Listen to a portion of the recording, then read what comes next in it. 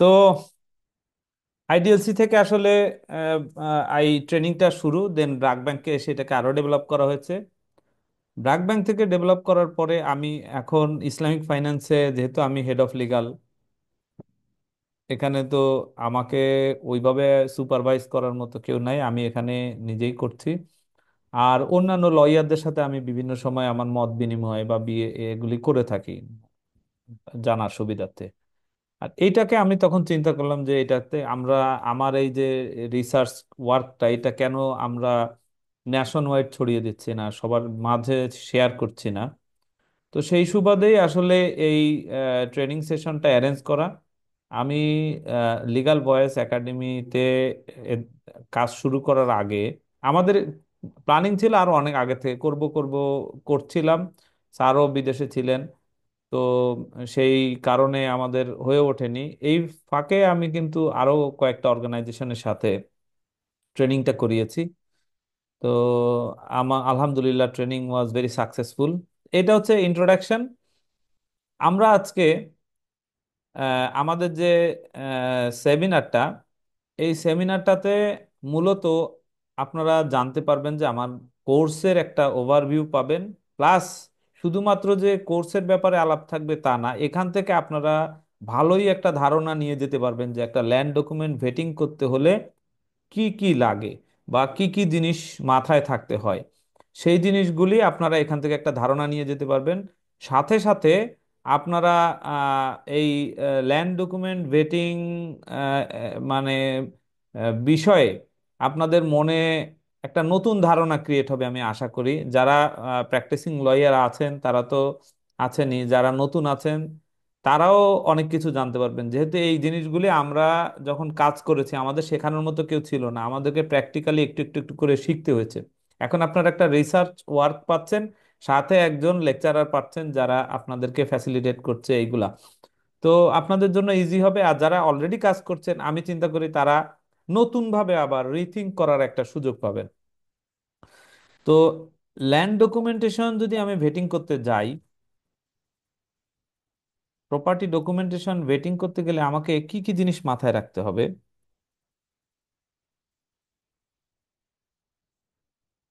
সেটা নিয়ে আমরা একটু আলোকপাত করব। প্রপার্টি ডকুমেন্টেশন ভেটিং করতে গেলে আমাদের, আমরা নর্মালি কি জানি যে আহ, যদি সিএস খতিয়ানের সাথে এসএ আর এস সিটি জরিপ এর সাথে চেইন অফ ওনারশিপের সাথে যদি দলিলের চেইনটা মিলে যায়, হ্যাঁ, মালিকানা যদি ঠিক থাকে তাহলেই তো হয়ে গেল, গুড রাইট হয়ে গেল, বিষয়টা এমন আমাদের কাছে মনে হয়। কিন্তু আমি ল্যান্ড ডকুমেন্টেশন ভেটিংটা একটু অন্যভাবে দেখি। কিভাবে দেখি? এক নাম্বার কথা হচ্ছে, ল্যান্ড ডকুমেন্টেশন ভেটিং করতে হলে কয়েকটা জিনিস আপনার মাথায় থাকা লাগবে। একটা, ফার্স্ট হচ্ছে আইন। আপনাকে এই ল্যান্ড ডকুমেন্টেশন নিয়ে কি কি আইনগুলি আছে এটা আপনাকে জানা থাকতে হবে। কেন জানা থাকতে হবে? কারণ ধরেন ডিডের চেইন অফ ওনারশিপ মিলে গেল, কিন্তু কোনো ব্যক্তি পাওয়ার অফ অ্যাটর্নি মূলে মালিক হয়ে তার ওয়াইফকে হেবা করে দিয়েছে। এই যে হেবাটা করেছে এটা বেআইনি একটা হেবা, যদিও দলিলটা হয়েছে সাব রেজিস্ট্রার রেজিস্ট্রি করেছে, সেটা সুন্দরভাবে হয়ে গেছে, কিন্তু আইনগতভাবে কিন্তু এটা ভয়েডেবল একটা ডিড, বা এটা ভয়েড অ্যাব ইনিশিও। কেন ভয়েড অ্যাব ইনিশিও? কারণ হচ্ছে এটা আইনেই বলা আছে যে পাওয়ার অফ অ্যাটর্নি বিধিমালা 2013-তে পরিষ্কার করে বলা আছে যে পাওয়ার মূল্যে হেবা করা যাবে না। তো এইরকম যদি বেআইনি কেউ ট্রানজাকশন করে, যদি নাবালকের সম্পত্তি মা সেল করে দেয় উইদাউট কোর্ট পারমিশন, যদি হিন্দু উইডো তার সম্পত্তি বিক্রি করে দেয় উইদাউট কোর্ট পারমিশন, এই ধরনের কোনো অবৈধ বেআইনি কাজ হয়, তাহলে আপনাকে আটকাতে হবে। ওয়াক্ফ সম্পত্তি যদি ওয়াকফ এস্টেটের পারমিশন ব্যতীত বিক্রি করে দেয়, তাহলে আপনাকে সেই জায়গায় সেটা তো চেইন অফ ওনারশিপ ওকে থাকলেও হবে না। এই জন্যে আপনাকে ফার্স্টে আইনগুলা জানতে হবে যে জমি জমা রিলেটেড আইনগুলা কি। আমি সবসময় বলে থাকি একটা জিনিস, যে ধরেন যারা কোরআন হাদিসের ব্যাখ্যা করে তাদেরকে কিন্তু ফকিহ হতে হয়। অনেক সময় মসজিদের ইমামরাও ফতোয়া দিয়ে দেয়, কিন্তু ওনারা কিন্তু আসলে ফতোয়া দেওয়ার জন্য ক্যাপাবল না, যদি না ওনারা ফকিহ হন। ফকিহ হলে কি হয়? ফকিহ হলে তারা কোরআন শরীফ সম্পর্কে তারা ডিপলি জানে, যে একটা আয়াত যখন নাজিল হলো, তখন আয়াত নাজিলের পূর্ববর্তী কি প্রেক্ষাপট ছিল, এই আয়াতের শব্দগুলার ব্যাখ্যা কি কি আছে। হ্যাঁ, তারপরে এই আয়াতটা আপনার নাজিলের পরে যখন এটা ইমপ্লিমেন্ট হলো, তখন সমাজে কি ধরনের প্রভাব পড়লো। এবং তারপরে এটা রাসূল সাল্লাল্লাহু আলাইহি সাল্লামের বিভিন্ন সুন্নাহ আছে, বিভিন্ন হাদিস গ্রন্থের মধ্যে এ বিষয়ে রাসূল সাল্লাল্লাহু আলাইহি সাল্লাম কি বলে গেছেন। এরপরে সেই রাসূল সাল্লাল্লাহু আলাইহি সাল্লাম বলে যাওয়ার পরে তারপরে বিভিন্ন ধরনের যারা ইসলামিক স্কলার্স, ফতোয়া বইগুলো আছে, ফতোয়া আলমগীরি যেমন, সেখানে কি কি বলে গেছেন, এইগুলি মাথায় রেখে সবকিছু কিন্তু একটা ব্যাখ্যা করে একজন ফকিহ। যেমন এখন অনেকে আহমদুল্লাহ স্যারের খুব ফ্যান বা হুজুরের খুব ফ্যান।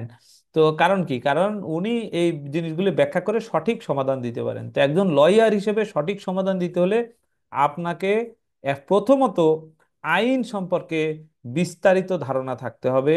ল্যান্ড ডকুমেন্ট রিলেটেড আইনগুলা, সেখানে অনেক আইন আছে, অসংখ্য আইন আছে, তা মানে আইনের ধারা আছে, তার মধ্যে অনেক বিশেষ করে আপনার ট্রান্সফার অফ প্রপার্টি অ্যাক্ট 1882, হ্যাঁ, তারপরে state acquisition and tenancy act 1950, registration act 1908, তারপরে আপনার কি বলে registration manual, power of attorney 2012 act 2012, power of attorney বিধিমালা 2013, রেজিস্ট্রেশন ম্যানুয়াল বললাম, বিধিমালা বললাম, তারপরে আপনার স্ট্যাম্প অ্যাক্ট, স্ট্যাম্প অ্যাক্টের শিডিউল, হ্যাঁ, এরপরে আপনার বঙ্গীয় প্রজাস্বত্ব আইন, আরো অনেক অনেক অনেক আইন আছে যেগুলি আপনাদেরকে জানতে হবে, আইনের ধারা আছে রিলেটেড, সেগুলি আপনাদেরকে জানতে হবে। কারণ কি, কারণ হচ্ছে গিয়ে এই যে আইনের ব্যত্যয় করে যদি কোনো ধরনের কোনো ট্রানজেকশন হয়, তাহলে আপনার কিন্তু আহ, আপনার ক্লায়েন্ট ক্ষতিগ্রস্ত হবে, যাকে আপনি আইনগত পরামর্শ দিবেন। তাহলে এক নাম্বার কি গেল, আমাদের আইন সম্পর্কে আমাদের পরিষ্কার ধারণা থাকতে হবে। দুই নম্বরে হচ্ছে গিয়ে জমি জমার ইতিহাস সম্পর্কে আপনাকে জানতে হবে। কেন ইতিহাস সম্পর্কে জানতে হবে, যখন আমরা ইতিহাসের প্রেজেন্টেশনটা দিব তখন আপনি বুঝতে পারবেন যে জমিগুলি কিভাবে বিবর্তিত হলো, আপনার ভূমি ব্যবস্থাপনা সে একদম মানে এনশিয়েন্ট সময় থেকে আজ পর্যন্ত কিভাবে ভূমি ব্যবস্থাপনা হলো, এটা সম্পর্কে আপনার ধারণা পরিষ্কার করে থাকতে হবে। তারপরে আপনার ফারায়েজ সম্পর্কে আপনার পরিষ্কার ধারণা থাকতে হবে, সেটা হোক মুসলিম ফারায়েজ, তারপরে হিন্দু ফারায়েজ, বিশেষ করে এই দুইটা সম্পর্কে আপনার ধারণা পরিষ্কার থাকতে হবে। বৌদ্ধ খ্রিস্টান হয়তো আপনার লাইফে আপনি একটা জমি নাও পেতে পারেন, কিন্তু হিন্দু আর মুসলিম এই দুইটা ফারায়েজ সম্পর্কে আপনার বেশ ভালো ধারণা থাকতে হবে। দেন আপনাকে ল্যান্ড সার্ভে সম্পর্কে জানতে হবে, কিভাবে কিভাবে ল্যান্ডগুলি সার্ভে হয়ে গেছে পূর্ব সময় থেকে আজ পর্যন্ত যেভাবে সার্ভে হয়ে এসেছে, এই সার্ভেগুলি আপনাকে জানতে হবে। তারপরে কি জানতে হবে, আপনাকে এই বিভিন্ন খতিয়ান সম্পর্কে জানতে হবে, সার্ভে হওয়ার পরে কিভাবে সার্ভে হয় কি হয় এগুলি তো জানলেন, তারপরে খতিয়ানগুলি জানতে হবে। বাংলাদেশের বিভিন্ন এলাকাতে বিভিন্ন ধরনের খতিয়ান প্রচলিত, সেগুলি দেখতেও আবার এক একটা এক এক রকম। এইগুলি আপনার বাংলাদেশের কোথায় কি ধরনের খতিয়ান এগুলি আপনাকে জানতে হবে, এবং সেই খতিয়ানগুলির মধ্যে কি কি থাকে এগুলি জানতে হবে। ল্যান্ড মানে সার্ভের পাশাপাশি খতিয়ানের যে হিস্যাগুলি, এগুলি আপনাকে এই হিস্যাগুলি ভাঙা জানতে হবে। তারপরে আপনার এই হিস্যা জানার পরে আপনি এরপরে আপনাকে চেইন অফ ওনারশিপ কিভাবে মিলাতে হয়, সেটার জন্য ফার্স্টে আপনাকে জানতে হবে ডিড সম্পর্কে। দলিলের দলিলগুলি কি কি দলিল, এই দলিল রিলেটেড কি কি বিষয়গুলি আপনাকে দেখতে হবে, কোথায় কোথায় খতিয়ে দেখতে হবে, কোথায় কোথায় আপনার চেক পয়েন্টগুলি আছে, কি কি থাকে, এগুলি আপনাকে জানতে হবে। এর এরপরে আপনার খতিয়ানের ভিতরেও এরকম আপনার যে বিভিন্ন জায়গা আছে যেগুলি আপনার নলেজে থাকতে হবে, যে আপনার কতটুকু সম্পত্তির মালিক হলো এগুলি বের করা জানতে হবে। তারপরে আপনাকে করতে হবে কি, আপনাকে চেইন অফ ওনারশিপটা কিভাবে ডিটারমাইন করবেন, এই চেইন অফ ওনারশিপ ডিটারমাইন করাটা আপনাকে শিখতে হবে। চেইন অফ ওনারশিপ ডিটারমাইন হয়ে গেল, এরপরে আপনাকে শিখতে হবে আমি কিভাবে সিদ্ধান্ত নিব, যে কারণ বাংলাদেশের অধিকাংশ জমিতেই কিছু না কিছু ঝামেলা আপনার থাকবে, তাই আপনাকে জানতে হবে যে আমি কতদূর আমার মানে ঝামেলা থাকলে আমি সেটা আমার ক্লায়েন্টের জন্য ক্ষতি মানে কর হবে না, আমি কতটুকু ছাড় দিতে পারবো, বা কতটুকু আমাকে না হলেই আমার এই জমিতে গুড রাইট দেওয়া যাবে না, এটা জানতে হবে। এরপরে আপনাকে জানতে হবে যে এই জমি জমার কাগজগুলি সব যখন chain of ownership in order, কাগজপত্র ইন অর্ডার হয়ে গেল, সব কিছু আপনার একেবারে মিলে গেছে, কোথাও কোনো সমস্যা পাননি। কিন্তু এই যে কাগজগুলি আপনাকে দেওয়া আছে, এইগুলি কি জেনুইন না ফেক, এটা আপনি কিভাবে আইডেন্টিফাই করবেন, এটা আপনাকে জানতে হবে। এগুলি কোথায় কোথায় সার্চ করবেন, সেটা আপনাকে জানতে হবে। এরপরে আপনার কি জানতে হবে, আপনি যে যদি মর্টগেজ করতে চান, তাহলে মর্টগেজ দলিলটা কিভাবে ড্রাফট করতে হয় সেটা আপনাকে জানতে হবে। এবং যদি সাবকাবলা দলিল করতে হয়, তাহলে এটা কেমনে কিভাবে কি ড্রাফট হয়, রিডেম্পশন দলিল কিভাবে ড্রাফট হয়, ওভারঅল এই ধারণাটা থাকতে হবে। ফাইনালি আপনার লাস্টে যে রিডাম্পশন রিভোকেশন কিভাবে হয়, এইগুলি আপনাকে ধারণা থাকতে হবে। ব্যাংকে কিভাবে ফাংশন হয় এটা ধারণা থাকতে হবে। কোম্পানি কিভাবে ফাংশন করে এগুলি ধারণা থাকতে হবে। তো ওভারঅল এই পুরাটা জিনিস মিলিয়েই কিন্তু আমরা আমাদের ল্যান্ড ডকুমেন্টের আর এই ট্রেনিং সেশনটা সাজিয়েছি। এই জিনিসগুলি যখন মানে আমাদের আজকের ইয়েতে তো আমরা বিস্তারিত দেখাতে পারবো না, আমরা এইগুলোর প্রত্যেকটারই একটা ধারণা আজকে আপনাদেরকে দিব। আপনারা এখান থেকে ক্লাস করার পরে অ্যাটলিস্ট একটা ধারণা নিয়ে যাবেন যে না, এই এই কোর্সটা আমি করি আর না করি, আমাকে এই এই জিনিসগুলি জানা থাকতে হবে। না জানা থাকলে আমি একটা ক্লায়েন্টকে সঠিক সিদ্ধান্ত দিতে পারবো না। আর যখন আপনি সঠিক সিদ্ধান্ত দিতে পারবেন না, আপনার ক্লায়েন্ট কিন্তু এখানে লক্ষ লক্ষ টাকা ইনভেস্ট করবে, এবং সেখানে ইনভেস্ট করার পরে সে ক্ষতিগ্রস্ত হবে। ক্ষতিগ্রস্ত হওয়ার পরে সবার কাছে গিয়ে আপনার নামে বদনাম করবে যে না, এই ছেলেটা একটা কাজ করেছে কিন্তু কাজটা কিন্তু আমার বিরাট ক্ষতি হয়ে গেছে। তো রেপুটেশন তৈরি করতে অনেক বছর লাগে, রেপুটেশন ধ্বংস হয়ে যেতে কিন্তু অনেক বছর লাগে না, খুব অল্পতেই রেপুটেশন ধ্বংস হয়ে যেতে পারে। সো এখানে আপনাদেরকে অনেক কেয়ারফুল হতে হবে, এবং এই যে জিনিসগুলি আজকে আমরা বলবো, এই জিনিসগুলি জানতে হবে। আমাদের এই ট্রেনিং কোর্স করেন বা না করেন, আপনি এই জিনিসগুলি এখন থেকে আস্তে আস্তে জানার চেষ্টা করবেন। আর আমাদের কোর্স করলে তো আপনার সাথে আপনি এখান থেকে সম্মুখ একটা ধারণা পেয়েই যাচ্ছেন। ফার্স্টে আপনাকে জানতে হবে যে কোনো একটা বিষয়কে যদি সম্পত্তি হতে হয়, প্রপার্টি হতে হয়, তাহলে তার কি কি কোয়ালিটি থাকতে হবে। যেমন ধরেন আমার হাতে একটা মোবাইল ফোন আছে, এটা ধরেন আমার প্রপার্টি। তো এর কি কি গুণাবলী থাকতে হবে? এক নম্বর গুণাবলী আমরা বলছি যে এটার উপরে আমার একটা অধিকার থাকতে হবে। তো এই অধিকারটা আবার দুইটা ভাগে ভাগ করা, একটা মালিকানা, একটা দখল সত্ত্ব। মালিকানাটা কি? এক নাম্বার হচ্ছে আমি যখন এই মোবাইলটা কিনেছি দোকানে টাকা দিয়ে, তখন দোকানদার নিশ্চয়ই আমাকে একটা মেমো দিয়েছে, পাকা রসিদ দিয়েছে এই মোবাইলটার এগেনস্টে। এবং এরপরে সে বিআরটি বিআর বিটিআরসি তে এই মোবাইলটা যে আইমিন নাম্বার থাকে সেটা কিন্তু আমার নামে সে রেজিস্ট্রি করিয়ে দিয়েছে। তো তাইলে আমার একটা ডকুমেন্টেশন হলো। আর একটা কি হলো? দখল সত্ত্ব।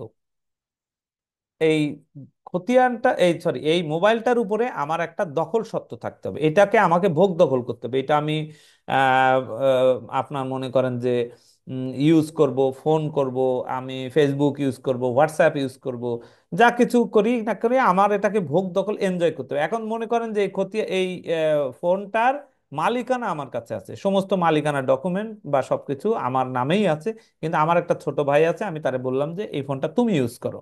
তো এই ফোনটার কাগজপত্র যতই আমার নামে থাক, আর যদি ফোনটা যদি ইউজ করে আরেকজন, তাহলে কি এটা আমার সম্পত্তি হলো? আর প্রকৃতপক্ষে আমার সম্পত্তি আমার কাগজে কলমে নামে থাকলেও আসলে এটা আমার কোনো লাভ হবে না।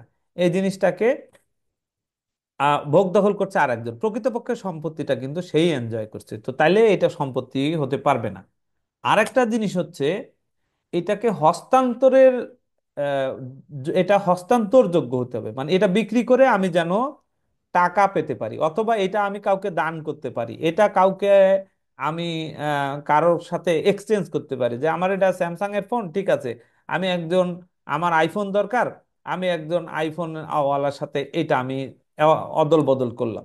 তার দরকার স্যামসাং এর ফোন বা অ্যান্ড্রয়েড, তো তো আমি অদল বদল করলাম। এটা অদল বদল করা যেতে পারে, বিক্রি করা যেতে পারে, দান করা যেতে পারে। এগুলি যদি করা যায় তাহলে এটা সম্পদের ইয়েতে পড়বে। এখন ধরেন আপনার যে সার্টিফিকেট আছে, একটা ভার্সিটি থেকে পাশ করেছেন, সেই সার্টিফিকেটের কিন্তু আপনার মালিকানা আছে, আপনার নামে সার্টিফিকেটটা ইস্যু হয়েছে বা একটা ডিগ্রি হয়েছে। কিন্তু এটা আপনি এই ডিগ্রি অনুযায়ী আপনি এটাকে এনজয় করতে পারছেন, এটা দিয়ে চাকরি বাকরি নিতে পারতেছেন, কিন্তু এটা কিন্তু আপনি কারো কাছে ট্রান্সফার করতে পারছেন না। আপনার এই ডিগ্রি আপনি বিক্রি করতে পারতেছেন, আপনার এই ডিগ্রি আপনি কাউকে দান করতে পারছেন না। তো সে কিন্তু আসলে আপনার সম্পদের মধ্যে পড়বে না। এরপরে আসেন, মালিকানা কয় ধরনের হয় সম্পদের? সম্পদের মালিকানা দুই ধরনের হয়। একটা হচ্ছে ফ্রি হোল্ড প্রপার্টি, একটা হচ্ছে লিজ হোল্ড প্রপার্টি।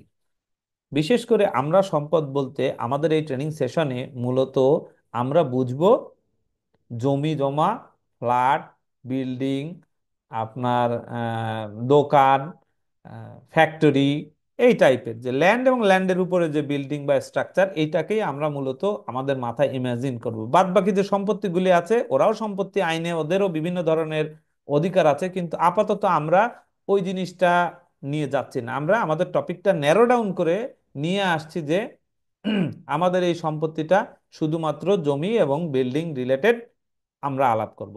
এখানে মালিকানা হচ্ছে দুই ধরনের। একটা হচ্ছে প্রাইভেট প্রপার্টি বা প্রাইভেট ল্যান্ড বা ফ্রি হোল্ড ল্যান্ড বলা হয়, আর একটা হচ্ছে লিজ হোল্ড ল্যান্ড বা লিজ প্রপার্টি। প্রাইভেট প্রপার্টি কোনটা? প্রাইভেট প্রপার্টি হচ্ছে ব্যক্তি থেকে ব্যক্তি যে সম্পত্তিটা বিক্রি হয়।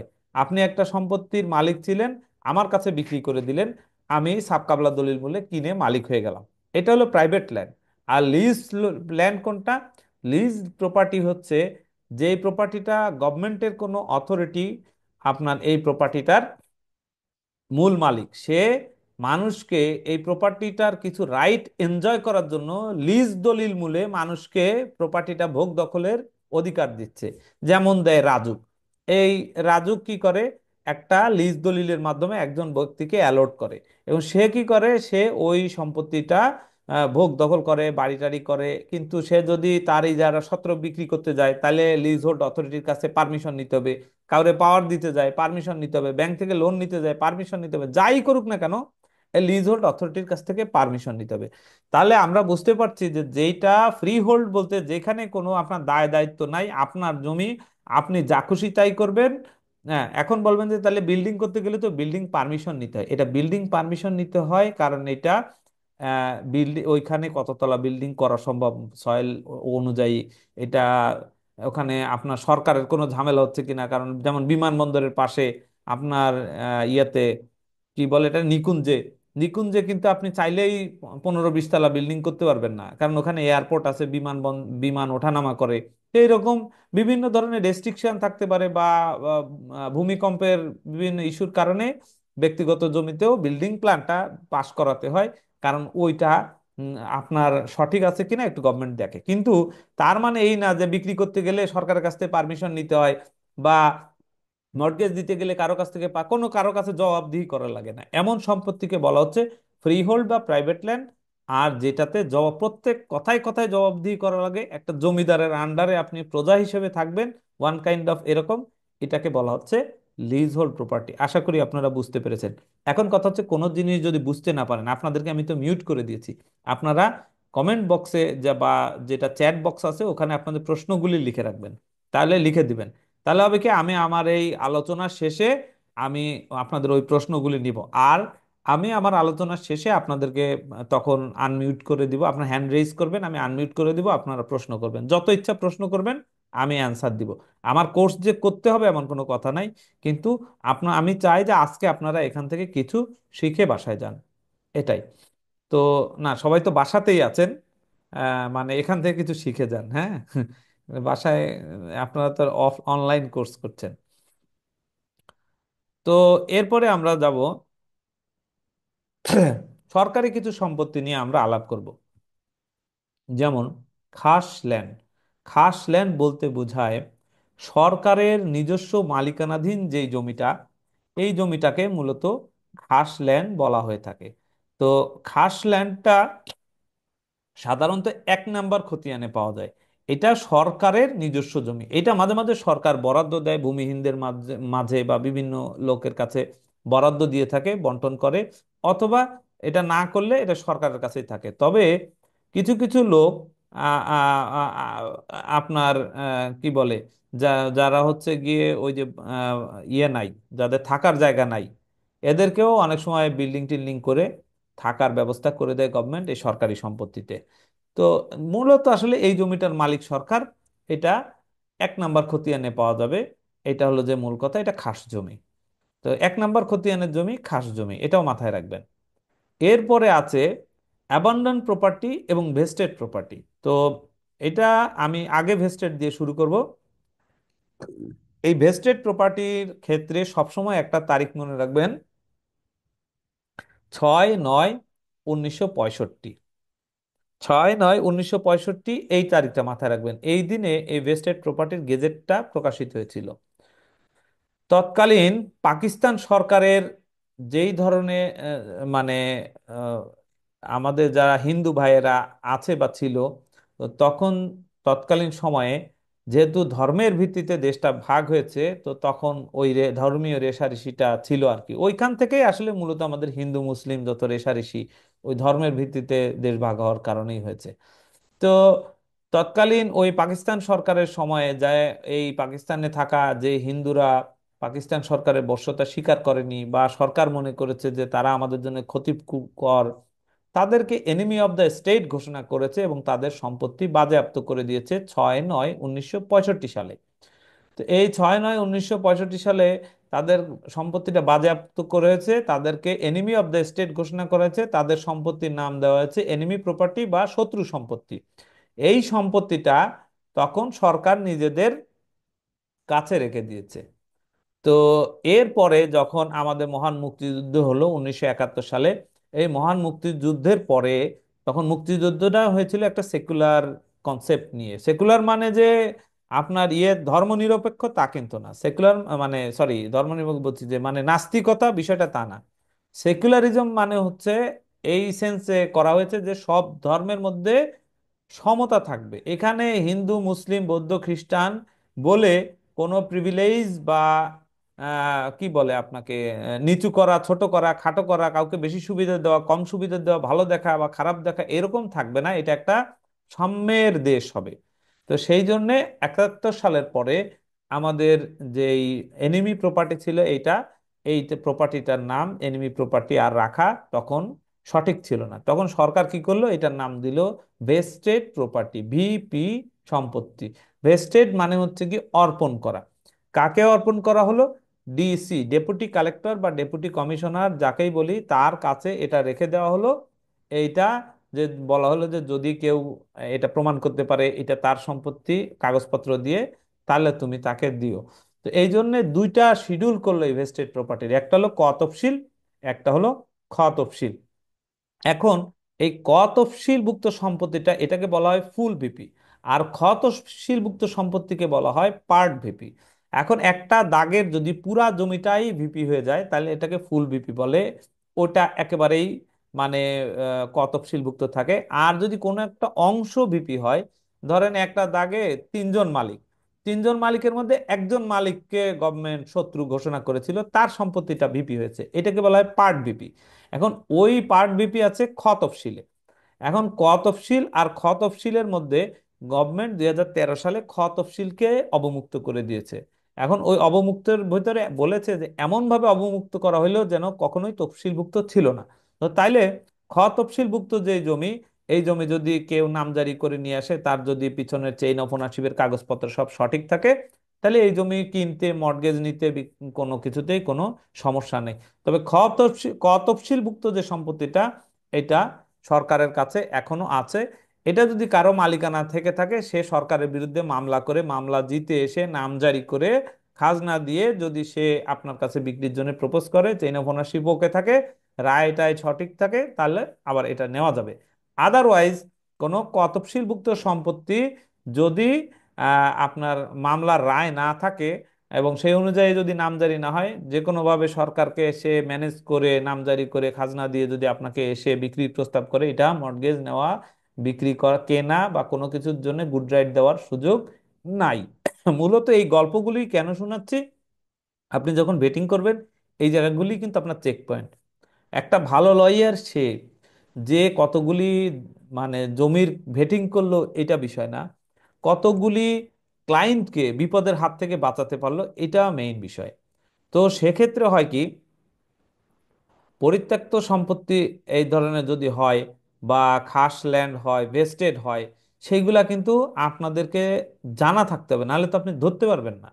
তো এরপরে আসেন অ্যাবান্ডন প্রপার্টি নিয়ে আলাপ করি। তো আমাদের মহান মুক্তিযুদ্ধে আমরা জানি যে অসংখ্য মানুষ মারা গিয়েছেন। এখন সংখ্যা নিয়ে বিভিন্ন কথা থাকতে পারে, ওটা আমি ওই লাইনে যাব না। তো ধরেন যদি 30 লক্ষ আমাদের লোক মারা গিয়েছে, এখন এই 30 লক্ষ লোক মারা যাওয়ার পরে তাহলে অনেকেই কিন্তু মাইগ্রেট করে বিভিন্ন দেশে চলে গিয়েছে, কেউ ইন্ডিয়ায় গিয়েছে, যে যার মতো চলে গিয়েছে। তো অনেককে পুরা পরিবার সহ মেরে ফেলা হয়েছে। তাহলে সেই মানুষগুলির যে জমি ছিল সেই জমিগুলি কোথায়? এই জমিগুলি হচ্ছে আসলে অ্যাবান্ডন প্রপার্টি। এই অ্যাবান্ডন প্রপার্টিটা মুক্তিযুদ্ধের সময় যে পরবর্তীতে যে এই সম্পত্তিগুলি পরিত্যক্ত অবস্থায় পাওয়া গিয়েছে, এটা অ্যাবান্ডন প্রপার্টি। এটা একটা শিডিউল করে এটি গভর্নমেন্টের কাছে আছে। এটা বিভিন্ন সময় গভর্নমেন্ট বিভিন্ন কাজে ব্যবহার করে বা অনেক সময় বরাদ্দ টরাদ্দ দেয়। এটা মানে মূলত গভর্নমেন্টের ইয়েতেই আহ, আহ, দখলদারিত্বের মধ্যে আছে। তো এই অ্যাবান্ডন প্রপার্টিও যদি কেউ দখল করে বেচা বিক্রির চেষ্টা করে, এটাও নেওয়ার সুযোগ নাই। এরপরে একটা প্রপার্টি আছে, আমরা ওয়াকফ প্রপার্টি জানবো। ওয়াকফ প্রপার্টি কি? ওয়াকফ প্রপার্টিটা খুব খেয়াল করে শুনবেন, চাইলে এইসব জিনিস, ছোট ছোট জিনিসগুলি নোট নিতে পারেন।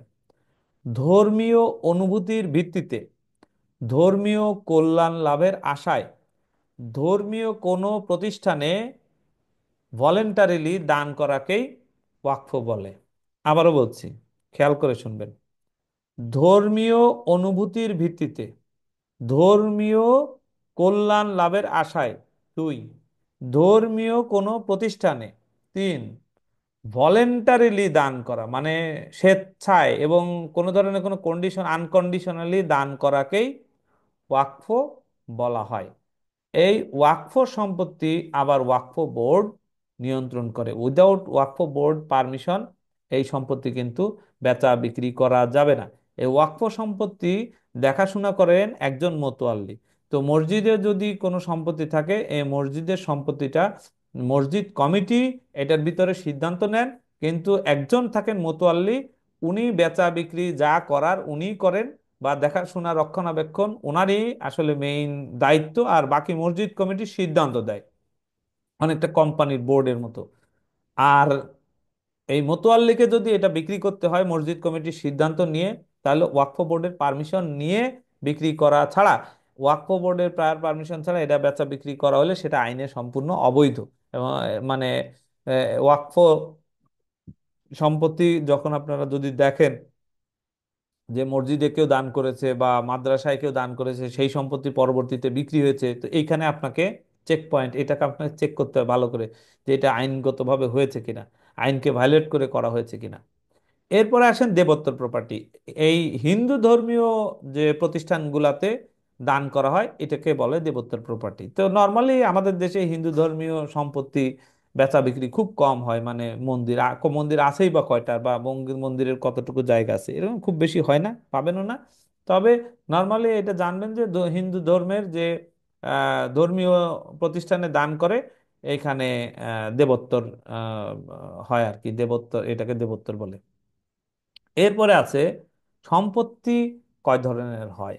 আগে কিন্তু আমরা পড়েছি একটা যে আপনার সম্পত্তির মালিকানার ধরন, এখন কিন্তু আমরা সম্পত্তির ধরন পড়ছি। এইটা আর ওইটা কিন্তু এক জিনিস না। ওইটা হচ্ছে মালিকানা কয় ধরনের হয়, ফ্রি হোল্ড আর লিজ হোল্ড। আর এখন পড়ছি সম্পত্তি কয় ধরনের হয়।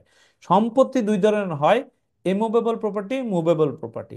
মুভেবল প্রপার্টি মানে যেটাকে ধাক্কা দিয়ে সরানো যায়, এই যে ল্যাপটপ, টিভি, ফ্রিজ, আপনার চেয়ার, টেবিল, এগুলি সবই আপনার মুভেবল প্রপার্টি। আর ইমুভেবল প্রপার্টি কোনটা? ইমুভেবল প্রপার্টির ডেফিনেশনটা একটু পরে আমরা আইনে জানবো। এখন আমরা জানবো হচ্ছে ইমুভেবল প্রপার্টি বলতে আমরা বুঝবো জমি এবং জমির উপরে যে স্থাপনাগুলি আছে, এটাকে ইমুভেবল প্রপার্টি বলে। মানে anything attached to the any land, anything permanently attached to the land, এবং এনিথিং আপনার হচ্ছে যে অ্যাটাচড অর ফেস্টেন, অথবা আপনার নাট বল্টু দিয়ে লাগানো, with anything which is attached to the land. যেমন ধরেন জমি, জমির উপরে একটা বিল্ডিং তুললেন, বিল্ডিং, এই দুইটা আপনার মানে স্ট্রাকচার তুললেন, এটা আপনার ইমুভেবল প্রপার্টি হলো। কিন্তু দেখুন দরজা, জানালা, এগুলা কিন্তু আপনার যখন দোকানে বিক্রি হয় তখন এটা মুভেবল প্রপার্টি, কারণ ধাক্কা দিয়ে সরানো যায়। কিন্তু যখন পার্মানেন্টলি কোনো বিল্ডিং এর সাথে দরজা লাগিয়ে দেওয়া হয়, জানালা লাগিয়ে দেওয়া হয়, হ্যাঁ, বিভিন্ন কমোড টমোড যেগুলি থাকে, বেসিন, এগুলি যখন পার্মানেন্টলি লাগিয়ে দেওয়া হয় তখন এগুলিও ওই ইমুভেবল প্রপার্টির মধ্যে পড়ে যায়। তবে আইনে কিছু কিছু জিনিসকে কিন্তু ইমুভেবল প্রপার্টির এইরকম দেখতে হলেও তাকে ইমুভেবল প্রপার্টির মর্যাদা দেওয়া হয় না, যেমন মেশিনারিজ, যেমন গাছপালা। এটা কিভাবে দেওয়া হয় নাই ওই লাইনটা আমরা একটু পরে পড়বো আর কি, জানবো। আর মুভেবল প্রপার্টি বলতে যা ধাক্কা দিয়ে সরানো যায় মুভেবল প্রপার্টি, বা যেগুলি ইমুভেবল প্রপার্টি না সেগুলি মুভেবল প্রপার্টি, এরকম আর কি।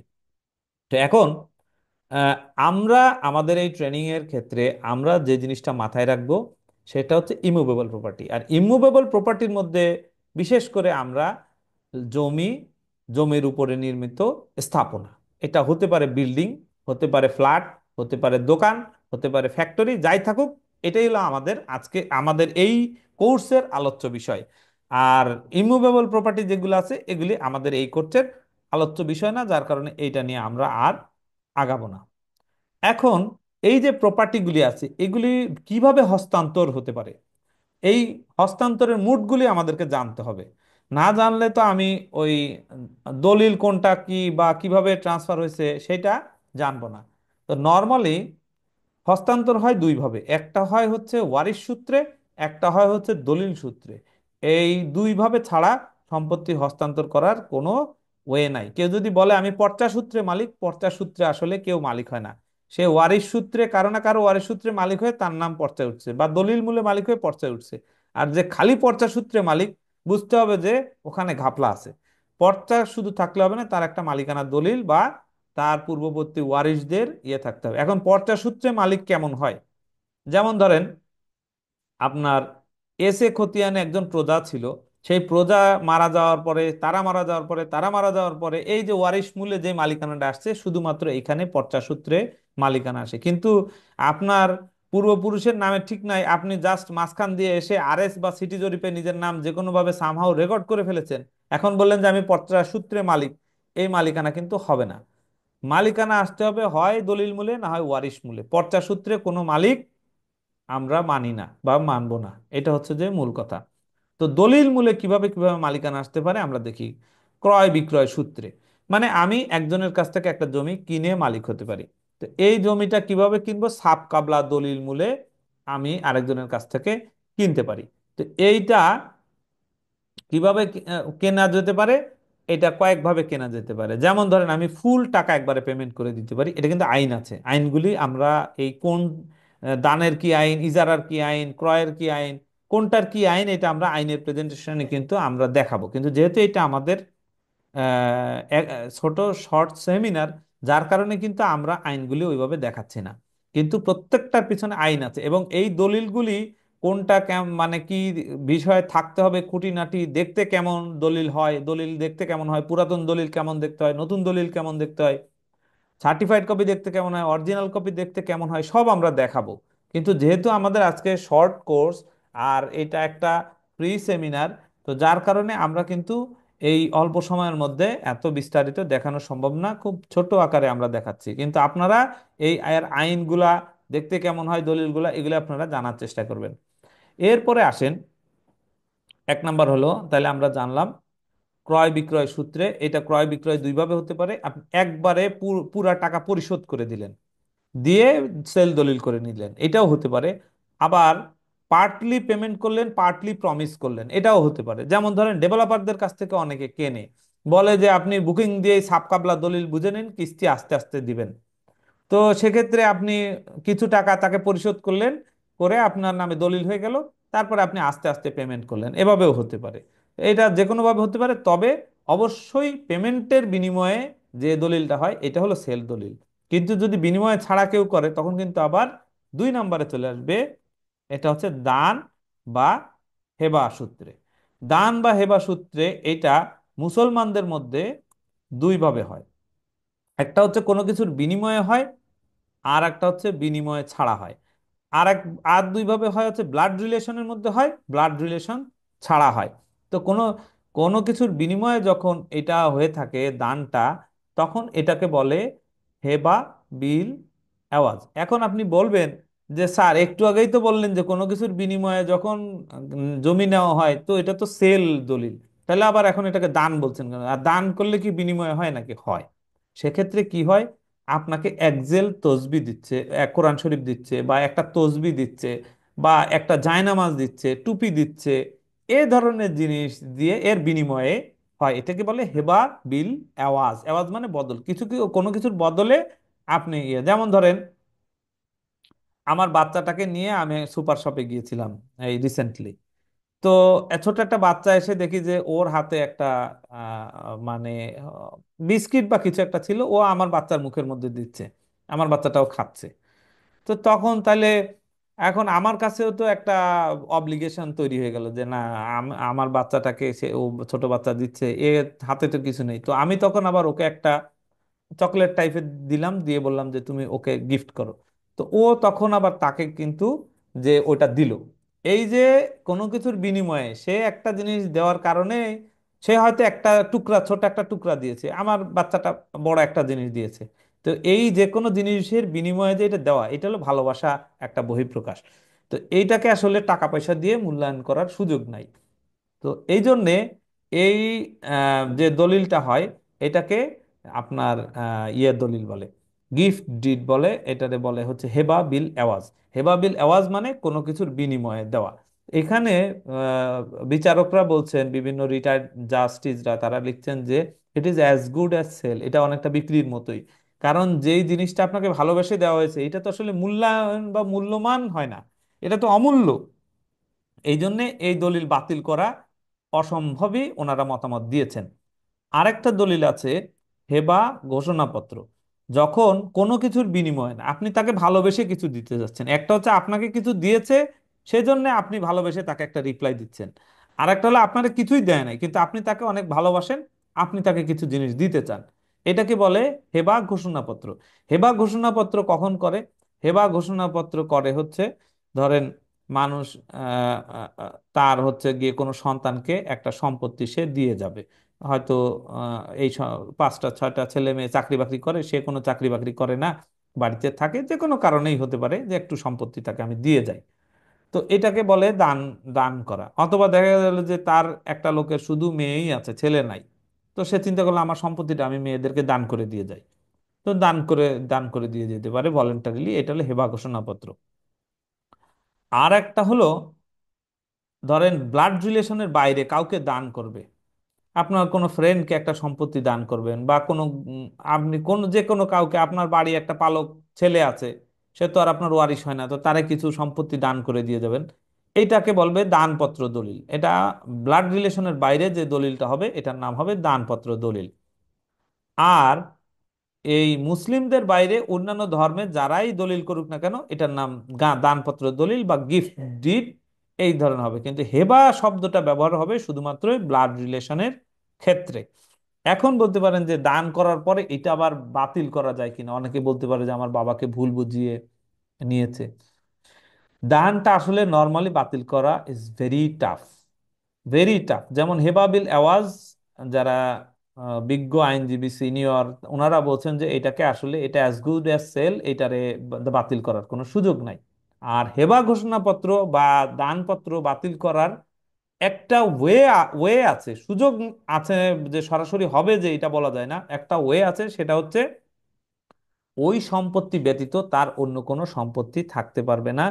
মানে ওইটুকুই তার সম্পত্তি ছিল যেটা সে দান করে দিয়েছে, এখন সে বিপদে পড়ে গেছে, এখন ওই সম্পত্তি যদি সে যদি আপনার ফেরত না পায় তাহলে তার জন্য অপূরণীয় ক্ষতি হয়ে যাবে, ব্লা ব্লা ব্লা, এইসব কারণে উনি, যিনি দান করেছেন উনি উনি কোর্টে একটা মামলা করতে পারবেন। মামলার শুনানি অন্তে যদি আদালত কোনো সিদ্ধান্ত দেয় যে না এইটা দানটা বাতিল করা হলো, তাহলে মাত্রই শুধু দান বাতিল হবে, কিন্তু কোনো দানপত্র পণ্ডনামা দলিল করে এটা বাতিল করা যাবে না। বা আমি দান করেছি একজনকে, আমি আরেকজনের কাছে সাফ কাবলা দলিল করে দিলাম, এই ধরনের কোনো কিছু করে দান বাতিল করার সুযোগ একদমই নাই। আর যিনি দান করেছেন উনি যদি মারা গিয়ে থাকেন, তাহলে পরে এটা বাতিল করার কোনো ওয়ে নাই, যে আমার বাবাকে ভুল বুঝিয়ে আমার বাবাকে এটা ওটা খাইয়ে এটা দান করে নিয়েছিল এই দলিলটা, এখন আমরা বাতিল চাই, বাবা মারা গেছে এখন আমি দলিলটা মানে ওই জমি আমি ভাগ চাই। আসলে এটার আইনে কোনো কোনো ধরনের কোনো সুযোগ নাই, এগুলো আপনাদেরকে জানতে হবে। এরপরে ইজারা সূত্রে, ইজারা সূত্রে মানে হচ্ছে গভর্নমেন্টের বিভিন্ন লিজ হোল্ড অথরিটি আছে, আপনার দেখাবো কোন কোন অথরিটি আছে, এটা একটু পরে দেখতে পাবেন। এই অথরিটিগুলি যখন কাউকে লিজ দলিল মূলে দান করে, সরি, লিজ দলিল মূলে এনজয়মেন্টের অধিকার দেয়, তখন এটাকে আপনার লিজ ডিড বলা হয়ে থাকে, বা ইজারা সূত্রে আপনার মালিকানা আসে। এই মালিকানাটা আবার অ্যাবসলিউট না, অনেক রেস্ট্রিকশন আছে এই মালিকানার মধ্যে। এটা absolute right and title and ownership না, এখানে absolute ownership of some interest of the property, ওই সম্পত্তির কিছু অধিকার, কিছু এনজয়মেন্টের কিছু রাইট আপনি পেতে পারেন। যেমন রাজুকের জমি যদি হয়, আপনি এটা ইয়ে করতে পারবেন, আপনি এটা ডেভেলপ করতে পারবেন, বিল্ডিং বানাতে পারবেন, পাওয়ার দিতে পারবেন, হেবা করতে পারবেন, আপনার যে ইজারা সত্ত্বটা আছে। কিন্তু শর্ত হচ্ছে প্রত্যেকটা ক্ষেত্রে ওই লিজ হোল্ড অথরিটির পারমিশন নিতে হবে, এবং ওই অথরিটির কোনো আদেশ যদি আপনি অমান্য করেন, চাইলে কিন্তু আপনার এই ইজারা সত্ত্বটা ওই লিজহোল্ড অথরিটি বাতিল করে দিতে পারে। তো সুতরাং এই যে ইজারা দলিলটা, এইটা এর মাধ্যমেও সম্পত্তি হস্তান্তর হয়, কিন্তু আমি মনে করি এটা ফুল হস্তান্তর না। এরপরে বিনিময় সূত্রে, বিনিময় সূত্রে যেটা আপনার আমি যেমন একটু আগে বলেছি যে ধরেন আমার এই ফোনটা, আমি চালাই অ্যান্ড্রয়েড, আমার কাছে এখন মনে হচ্ছে যে আমার একটা অ্যাপলের ফোন হলে ভালো হয়। তো এরকম কাছাকাছি মূল্যের একটা ধরেন অ্যাপলের একটা ফোন, সেইটা আমি ধরে নিলাম যে এই ফোনটার মূল্য আছে হচ্ছে ধরেন 30,000 টাকা। তো এখন অ্যাপলের হয়তো অ্যাপল 8, 9 বা 10 এই টাইপের, বা কি বলে ওই টাইপের ফোন হয়তো এরকম 30-35 হাজার টাকা বা 40,000 টাকা দামে বিক্রি হচ্ছে। তা আমি একজনের সাথে এক্সচেঞ্জ করলাম, তো অ্যাপলের একজনের ফোনের দাম দেখা গেল এটা মার্কেটে আছে 40,000 টাকা, আর আমার এই ফোনটা হচ্ছে 30,000 টাকা। তাই আমি বললাম ঠিক আছে, তুমি অ্যাপলেরটা নাও, সরি অ্যাপলেরটা আমাকে দাও, আর আমার অ্যান্ড্রয়েডটা তুমি নাও। সে রাজি হলো, কিন্তু সে কি আমার এই 30,000 টাকার ফোন 40,000 টাকার ফোন দিয়ে দিতে রাজি হবে? বা যদি সে দেয়ও, তাহলে কি সেটা সঠিক হবে? হবে না তো। এটা আইনও এভাবে বলছে, আইনগুলি কিন্তু আমরা আপনাদের পরে আবার দেখাবো, এখন জাস্ট গল্প করে শোনাচ্ছি। তো তাইলে কি হবে, আমার ফোনের যেহেতু 10,000 টাকার দাম কম, তার ফোনটা নেওয়ার পরে আমি আবার তাকে 10,000 টাকা এক্সট্রা দিয়ে দিব, তাইলেই তো এটা যৌক্তিক নাকি? তো ঠিক এই ক্ষেত্রে যদি দুইটা জমি কেউ কারোর সাথে এওয়াজ বদল করে, অদল বদল করে, সেক্ষেত্রে যার জমির দাম কম, সে, যার জমির দাম বেশি, ওই যত টাকা বেশি ওই টাকাটা বেশি জমি মানে যে যার জমির দাম বেশি তাকে ওই টাকাটা দিয়ে দেবে, এবং ওই কথাটা দলিলে পরিষ্কার উল্লেখ থাকতে হবে, না থাকলে এই দলিলটা কিন্তু ভয়েডেবল। এখন বলবেন যে এই অংশটা কোন আইনে পাইছেন? এইগুলি কেস রেফারেন্স থেকে পাওয়া গেছে। Case reference is a part of law. শুধুমাত্র যে আপনার ইয়ের মধ্যে আইনের মধ্যে লেখা থাকতে হবে বিষয়টা তা না, আইন ছাড়াও আরো অনেক জিনিস নজির থাকতে হবে, যেগুলি আপনাকে আপনার জানা থাকতে হবে এই ল্যান্ড ডকুমেন্ট ভেটিং এর ক্ষেত্রে। এখন বলবেন স্যার এত কিছু কখন শিখবো? এগুলি আপনি একদিনে শিখে যাবেন না।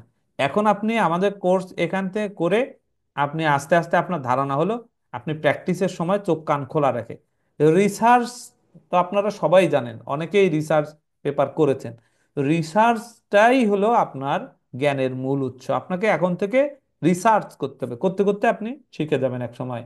হুম, এগুলি কোনো রকেট সায়েন্স না। এরপরে বলা হচ্ছে আদালতের রায় সূত্রে।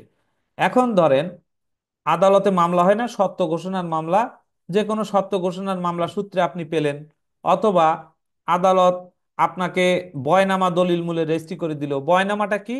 ধরেন ওই ব্যাংকের সম্পত্তি যে নিলামে বিক্রি হয়, বা 33-এর সাথে ব্যাংকের নামে মালিকানা দিয়ে দেয়, এইখানে বয়নামা দলিল রেজিস্ট্রি করে দেয়। তো এই বয়নামা সূত্রে যে মালিকানা আসে, সেই মালিকানাটাও ওয়ান কাইন্ড অফ এটা ট্রান্সফার আর কি, এভাবে হতে পারে।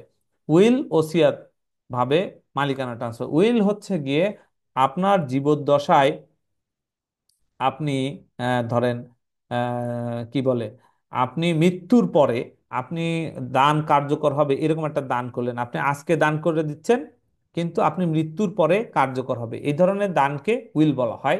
মুসলিমদের ক্ষেত্রে একজন ব্যক্তি তার যতটুকু সম্পত্তি আছে তার 3 ভাগের 1 ভাগ কারো কোনো অনুমতি ছাড়াই উইল করে দিতে পারেন। আর যদি 3 ভাগের 1 ভাগের বেশি বা সম্পূর্ণ সম্পত্তি কাউকে উইল করতে চান, তাহলে সম্ভাব্য যে যতজন ওয়ারিশ আছে সবার অনুমতি ওই দলিলে পরিষ্কারভাবে উল্লেখ করা থাকতে হবে, তাইলে উনি উইল করতে পারবেন। আদারওয়াইজ এইভাবে ওয়ানলি উনি 3 ভাগের 1 ভাগ যে কাউকে উইল করতে পারেন।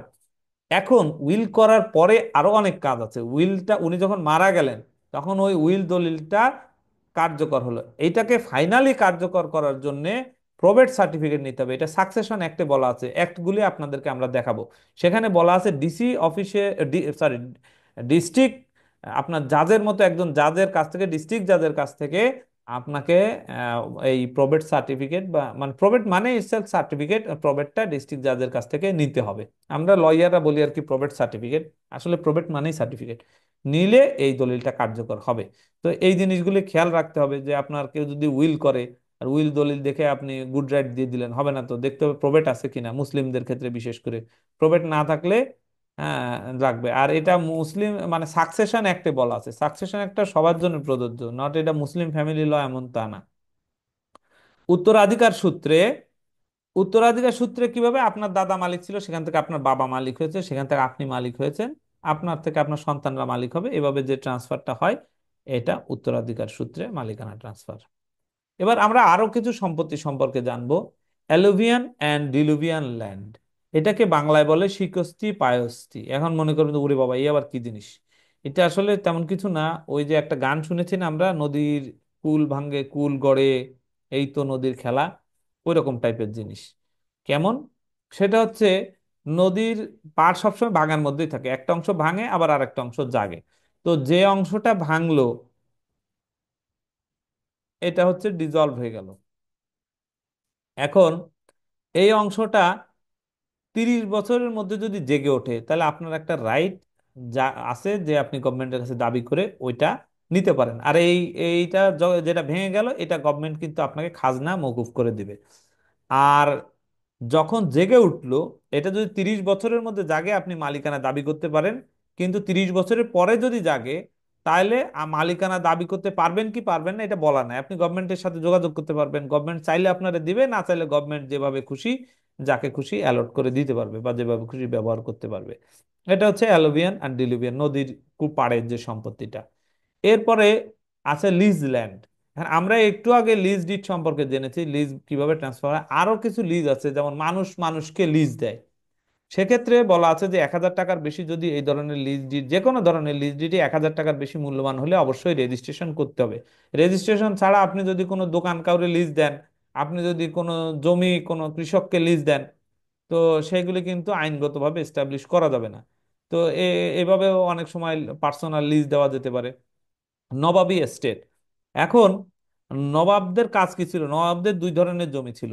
এক ধরনের জমি তারা বিভিন্ন কৃষককে চাষাবাদের জন্য দিত, সেখান থেকে তারা খাজনা নিত, এটা ছিল।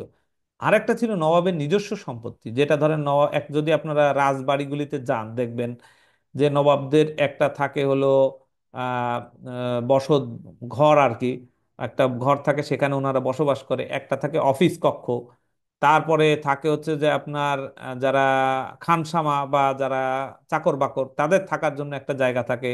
এরপরে ওনার যে ঘোড়াগুলি, ঘোড়াগুলি থাকার জন্য ঘোড়াশাল থাকে। ওনার গরু টরু যেগুলি আছে ওগুলি থাকার জন্য একটা জায়গা থাকে। দেন আপনার ওনাদের যে ইয়ে থাকে, চাষাবাদ করার জন্য কিছু থাকে, পুকুর থাকে, এরকম অনেক জায়গা নিয়ে বিশাল বড় জায়গা নিয়ে একটা বাড়ি হয়। এই যে টোটাল জিনিসটা, এর আরো ধরনের জিনিস জায়গা থাকতে পারে, এগুলি নবাবদের নিজস্ব ল্যান্ড। এটাকে ওনাদের পিলখানা হাতি থাকতে পারে, এগুলি সবই নবাবের সম্পত্তি। এগুলি আহ নবাবরা, কিছু কিছু নবাব গভর্নমেন্টের কাছে বিক্রি করে দিয়ে গেছে, কিছু কিছু মানুষ অবৈধভাবে ভোগ দখল করে খাচ্ছে। এখন আপনার কাজ হবে যে ওই যে পর্চামূলে মালিক, পর্চামূলে মালিক যে বলবে তারটাই ভালো করে ভেরিফাই করে যে এখানে কোনো নবাবী সম্পত্তি টম্পত্তি ঢুকছে কিনা, বা আপনি তো জানবেন যে এই এলাকাতে কোনো নবাব ছিল কিনা, তাহলে সেই নবাবের সম্পত্তির মধ্যে পড়ে কিনা এটা আপনাকে চোখ কান খোলা রাখতে হবে। এরপর আসেন ভাওয়াল স্টেট। যারা গাজীপুর গিয়েছেন, গাজীপুরের যে কোর্ট বিল্ডিং আছে বা ডিসি অফিস আছে, এই পুরাটাই হচ্ছে ভাওয়াল রাজার বাড়ি ছিল এক সময়, বাড়ি কার্যালয় টার্যালয় এগুলি ছিল।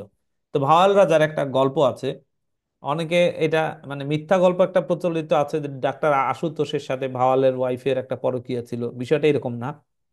বিষয়টা হচ্ছে ভাওয়াল রাজা উনি একটু আহ স্বভাব চরিত্র আর কি ভালো ছিল না, না থাকার কারণে ওনার একটা দুরারোগ্য ব্যাধি হয়। তো ওই ব্যাধিতে ওনার ওয়াইফ ওনাকে ট্রিটমেন্ট করতে নিয়ে যায়, এটা ইন্ডিয়াতে আর কি, কলকাতার মধ্যে দার্জিলিং টাইপের কোন একটা জায়গায়।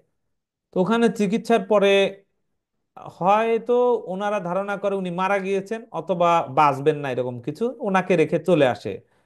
চলে আসার পরে এখানে ওই ভাওয়াল যে সম্পত্তিগুলা, এই সম্পত্তিগুলা ওই রানী এবং অন্যান্য যে ডাক্তার টাক্তার এরা যারা ছিল ওরাই তখন এখানে আহ, দেখাশোনা বা রাজত্বটা করতো আর কি। এখন পরবর্তীতে ডাক্তার ওই ওই যে রাজা, রাজার নামটা আমি ভুলে গেছি এই মুহূর্তে, তো ও রাজা আপনার এক সময় বাংলাদেশে আসে। এই আসার পরে এখানে এসে যখন সে একদম সাধুর বেশে বড় চুল টুল এগুলি দিয়ে একদম ইয়ে অবস্থা আসে, সামহাউ সে সার্ভাইভ করে, এসে সে বলে যে এই সম্পত্তি আমার, সে দাবি করে। তো ওরা তখন অস্বীকার করে যে না না, তুমি সেই লোক না, তুমি সে তো মারা গেছে, তুমি কিভাবে মালিক হবা। যে কোনো কারণে এখানে কনফিউশন হয়। পরবর্তীতে ওই রাজা সে কোর্টে মামলা করে, এটা বিশাল একটা ইয়ে মামলা, ভাওয়াল স্টেট কেস। মামলা করে উনি এটা প্রমাণ করতে সক্ষম হয় কোর্টে যে না উনিই রাজা, পরে উনি ওনার রাজত্ব ফিরে পান। তো গাজীপুরে এই রাজার সম্পত্তি আছে। এই সম্পত্তিগুলা অনেকেই কিন্তু গাজীপুর থেকে ওইখানে দেখবেন যে সিএস আর এস এ খতিয়ান ছেড়া, শুধু আর এস খতিয়ান। তো এই ভাওয়াল রাজার এই যে সম্পত্তিটা অনেকেই বেদখল করে খাচ্ছে। তো এইখানে খেয়াল রাখতে হবে যে এই সম্পত্তিটা ঢুকে গেল কিনা। যেই বলবে পর্চামূল্যে মালিক গাজীপুরের আশেপাশে, তখন আপনার এখানে আপনার মাথা এখানে কাজ করতে হবে যে এটা ভাওয়াল কিনা, একটু খোঁজ নিয়ে দেখতে হবে। এরপর আছে ট্রাস্ট প্রপার্টি, কিছু ওই ওয়াকফ আছে, হামদদ, হ্যাঁ, ওয়াকফ আছে, তারপরে বিভিন্ন ট্রাস্টের প্রপার্টিও আছে। তো ট্রাস্ট প্রপার্টি, ফালাহি আল ট্রাস্ট আছে, বিভিন্ন ট্রাস্ট আছে দেখবেন। এখানে কি হয়, একজন টেস্টেটর থাকে, একজন বেনিফিশিয়ারি থাকে, আর একজন থাকে হচ্ছে ট্রাস্টি। তো টেস্টেটর কি করে, ট্রাস্টিকে একটা সম্পত্তি বা যে কোনো ইয়েতে দলিল মূলে দেয়, কেন দেয়, এই ট্রাস্ট প্রপার্টি থেকে যে আয়টা আসবে এটা যেন বেনিফিশিয়ারির কল্যাণে ব্যবহার করে। আমি একটা উদাহরণ দিয়ে বুঝাই, একটু আগে বললাম যে আমার এক ছোট ভাই আছে, ধরেন আমি বিদেশে উচ্চতর লেখাপড়া করতে যাবো, আপনারা ধরেন এই যে লিগাল ভয়েস একাডেমির মাধ্যমে ধরেন বা ওনাদের একটা ভার্সিটি আছে, ওখান থেকে আমি বারাট ল করতে যাব। তো বারাট ল করতে গেলে এখন ওই টাইমে আমার যে সম্পত্তিগুলি আছে, আমার তো একটা ওয়াইফ আছে, ছোট বাচ্চা আছে, এগুলি দেখাশোনা টাকা পয়সা কে দিবে। তো আমি দেখা গেল আমার ছোট ভাইকে ট্রাস্ট নিয়োগ করলাম, ট্রাস্টি, যে তুমি আমার ট্রাস্টি হও, আমি তোমাকে ট্রাস্ট করি, তুমি এই সম্পত্তি থেকে যা ইনকাম হবে মাস শেষে তোমার ভাবির হাতে টাকাটা দিয়ে দিও। তাহলে হবে কি, ওরা সংসার চালাতে পারবে। তো এই যে তার প্রতি আমার বিশ্বাস, এবং বিশ্বাস করে তাকে আমি একটা সম্পত্তি দিলাম, এবং এই সম্পত্তি সে কিভাবে দেখাশোনা রক্ষণাবেক্ষণ করবে এবং সে কিভাবে বেনিফিশিয়ারিকে বেনিফিটটা পৌঁছে দিবে, পুরা জিনিসটা, ছকটা, ছবিটা, ম্যাপটা ওই দলিলের মধ্যে লেখা থাকতে হবে। তো ওই দলিলটাকেই মানে ট্রাস্ট ডিড বলে, এবং এই দলিলের যত ধরনের আপনার কি বলে দলিল রিলেটেড যা কিছুই হবে না কেন, এইটা ওই ট্রাস্ট দলিল অনুযায়ী আপনাকে ওই ট্রাস্টিকে অ্যাক্ট করতে হবে। এখন কোনো জিনিস যদি এই ট্রাস্ট দলিলের মধ্যে আইনের বাইরে বলা থাকে সেইটা আবার বাদ হয়ে যাবে, সেটা হবে না। আইনে যদি সঠিক থাকে ওই ট্রাস্ট ডিডে যা বলা থাকে ওই অনুযায়ী হবে। তো এগুলো আপনাদের প্রাথমিকভাবে জানা থাকতে হবে।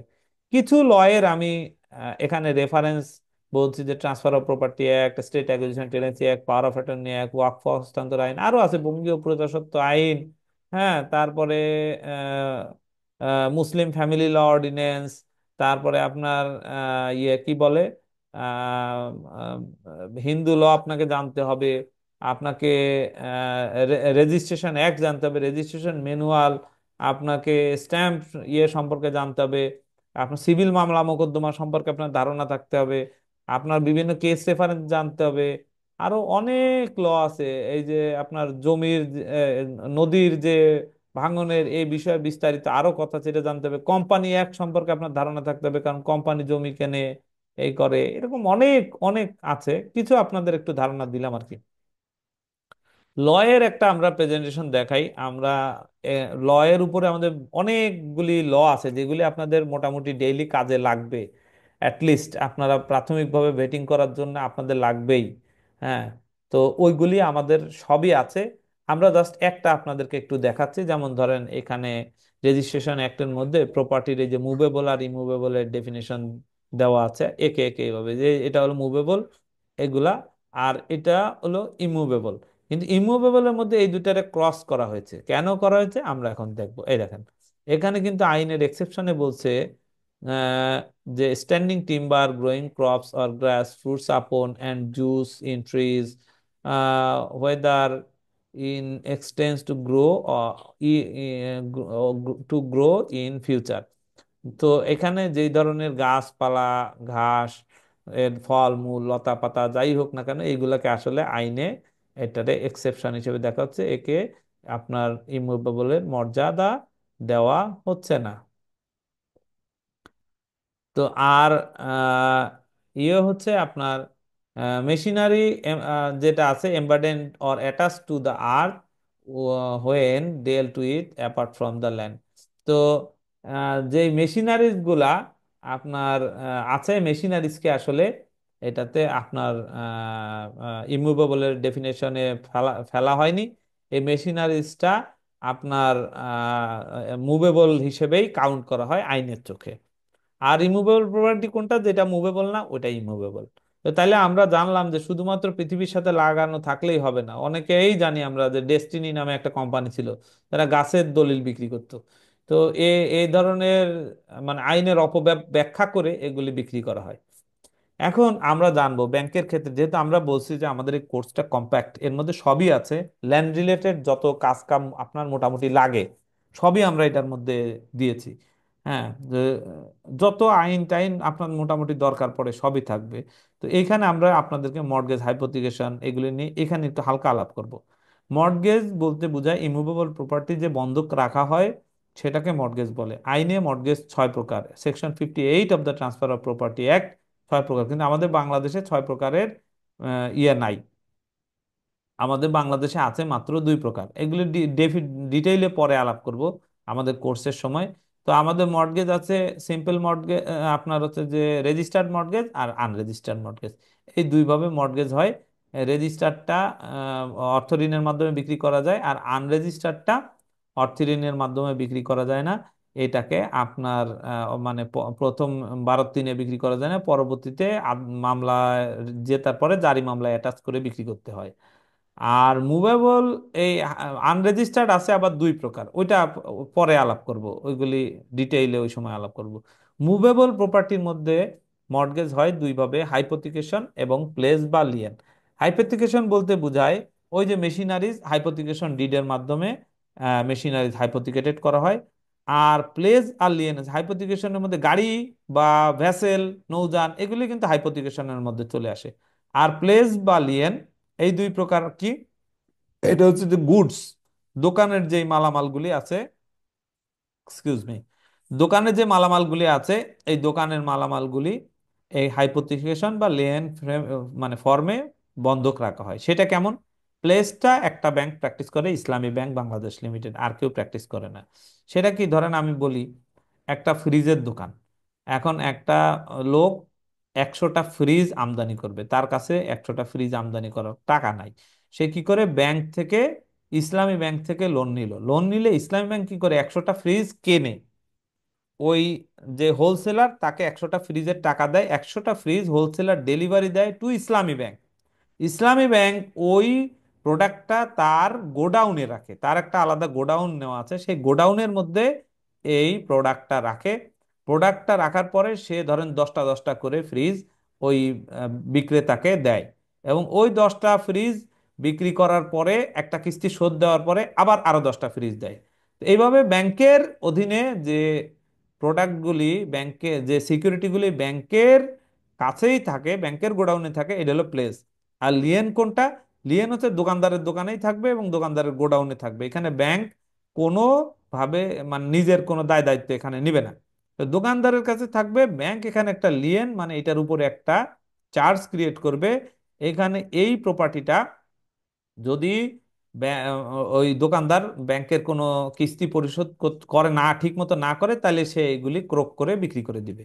এই ঝামেলার মধ্যে ব্যাংক থাকে না, দোকানদারের কাছেই সমস্ত মালপত্র থাকে। তো এই দুই ফর্মে গুডস গুলি আপনার বন্ধক রাখা হয় ব্যাংকে, এটারে বলে লিয়েন অ্যান্ড প্লেজ। এরপরে ডেফিনেশন আছে। এরপরে আমরা জমি জমার ইতিহাস সম্পর্কে কিছু জানবো। জমি জমার ইতিহাস সম্পর্কে জানতে হলে আমরা জানবো যে এটা কয়েকটা ভাগে বিভক্ত। একটা হচ্ছে হিন্দু সময়, তারপর একটা মুসলিম সময়, তারপরে ব্রিটিশ, তারপরে পাকিস্তান, তারপরে বাংলাদেশ। হিন্দু সময় 1206 সাল পর্যন্ত জানা যায়। এটা আমাদের এই ইন্ডিয়ান সাবকন্টিনেন্টে হিন্দু ধর্মকে বলা হয় সনাতন ধর্ম, মানে যতদিন জানা যায় এখানে সবচেয়ে আগে ছিল হিন্দু ধর্ম। তার আগে কোনো নবী রাসূল আসছে কিনা এই ধরনের কোনো ইন্ডিয়ান সাবকন্টিনেন্টে মানে অকাট্য দলিল নাই। যেগুলি জানা যায়, মনু সিংহের কিছু লেখা থাকে, এটা বলে স্মৃতি ও শ্রুতি। এখান থেকে জানা যায় যে সব থেকে পুরাতন ধর্ম ছিল হিন্দু ধর্ম। তো হিন্দু ধর্মের সর্বশেষ স্বাধীন রাজা লক্ষণ সেনকে 1206 খ্রিস্টাব্দে ইখতিয়ার উদ্দিন বিন মুহাম্মদ বিন বখতিয়ার খলজি পরাজিত করে এই ভারতবর্ষে আপনার মুসলিম শাসনের প্রবর্তন করেন। তো হিন্দু এর আগ পর্যন্ত হিন্দু যে শাসন আমল, সেখানে জমির ব্যবস্থা ছিল তিন ভাবে। একটা ছিল কৃষক, একটা ছিল উম, গ্রাম সমাজ, আর একটা ছিল রাজা। যে বন জঙ্গল কেটে যে পরিষ্কার করত সে ছিল কৃষক, করে চাষাবাদের যোগ্য করত, সে ওই জমির মালিক বলে ধরে নেওয়া হতো এবং ও ওই জমির কৃষক ছিল। ওই উৎপাদিত ফসল থেকে গ্রামীণ সমাজকে একটা চাঁদা দিত এবং গ্রামীণ সমাজ রাজাকে একটা চাঁদা দিত। আমরা আমাদের কোর্সে বিস্তারিত আলাপ করব। তো এইভাবে মানে যে খাজনা দেওয়ার প্রসেসটা ছিল, এটা ছিল হচ্ছে গিয়ে হিন্দু শাসন আমলে। মুসলিম শাসন আমলে এসে এখান থেকে এই গ্রামীণ সমাজটা বাদ হয়ে যায়, সরকার সরাসরি খাজনা আদায় করা শুরু করে। তো এরপরে 1757 খ্রিস্টাব্দে পলাশির যুদ্ধে সিরাজউদ্দৌলাকে পরাজিত করে ব্রিটিশ গভর্নমেন্ট হয়। ব্রিটিশ গভর্নমেন্ট এসে তারা জমিদারি প্রথা চালু করে। এর পিছনে আরো অনেক গল্প আছে, সেই গল্পগুলি আমরা আমাদের কোর্সে করবো ইনশাল্লাহ। তো এই জমিদারি প্রথা চালু কিভাবে করলো, কেন করলো, আম, তারপরে জমিদারের যে এক সালা বন্দোবস্ত, 10 সালা বন্দোবস্ত, জমিদারি দলিল দেখতে কেমন, এগুলি আমরা সব দেখবো। তো এরপরে জমিদারি প্রথা চালু হওয়ার পরে তারা সর্বপ্রথম এই ভারতীয় উপমহাদেশে যে কাজটা করে, তারা জমির একটা জরিপ চালায়। জরিপ চালিয়ে একটা ম্যাপ তৈরি করে এবং পর্চা তৈরি করে, যেটারে আমরা বলি সিএস পর্চা বা সিএস ম্যাপ। এটা কিন্তু ব্রিটিশ আমলে হয়। এটা কত সালে হয় আমরা দেখবো পরে। তো এই ব্রিটিশ আমলে এই ওরা ফার্স্ট জরিপ চালিয়ে পর্চা তৈরি করে এবং এরা ব্রিটিশ আমল 1757 থেকে 1947 পর্যন্ত চলে। 1947-এ ব্রিটিশরা চলে যায়।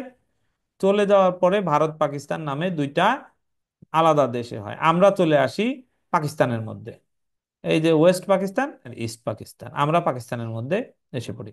পাকিস্তানের মধ্যে আসার পরে আমাদের ভূমি ব্যবস্থাপনা ওই ওইখানে পাকিস্তান সরকার কি করে, স্টেট অ্যাকুইজিশন অ্যান্ড টেনেন্সি অ্যাক্টের আওতায় জমিদারি প্রথা বাতিল করে দেয়।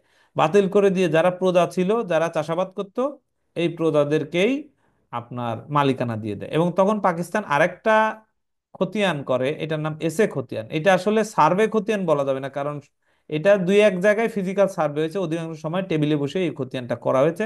তো যার কারণে এটার নাম হলো টেবিল খতিয়ান।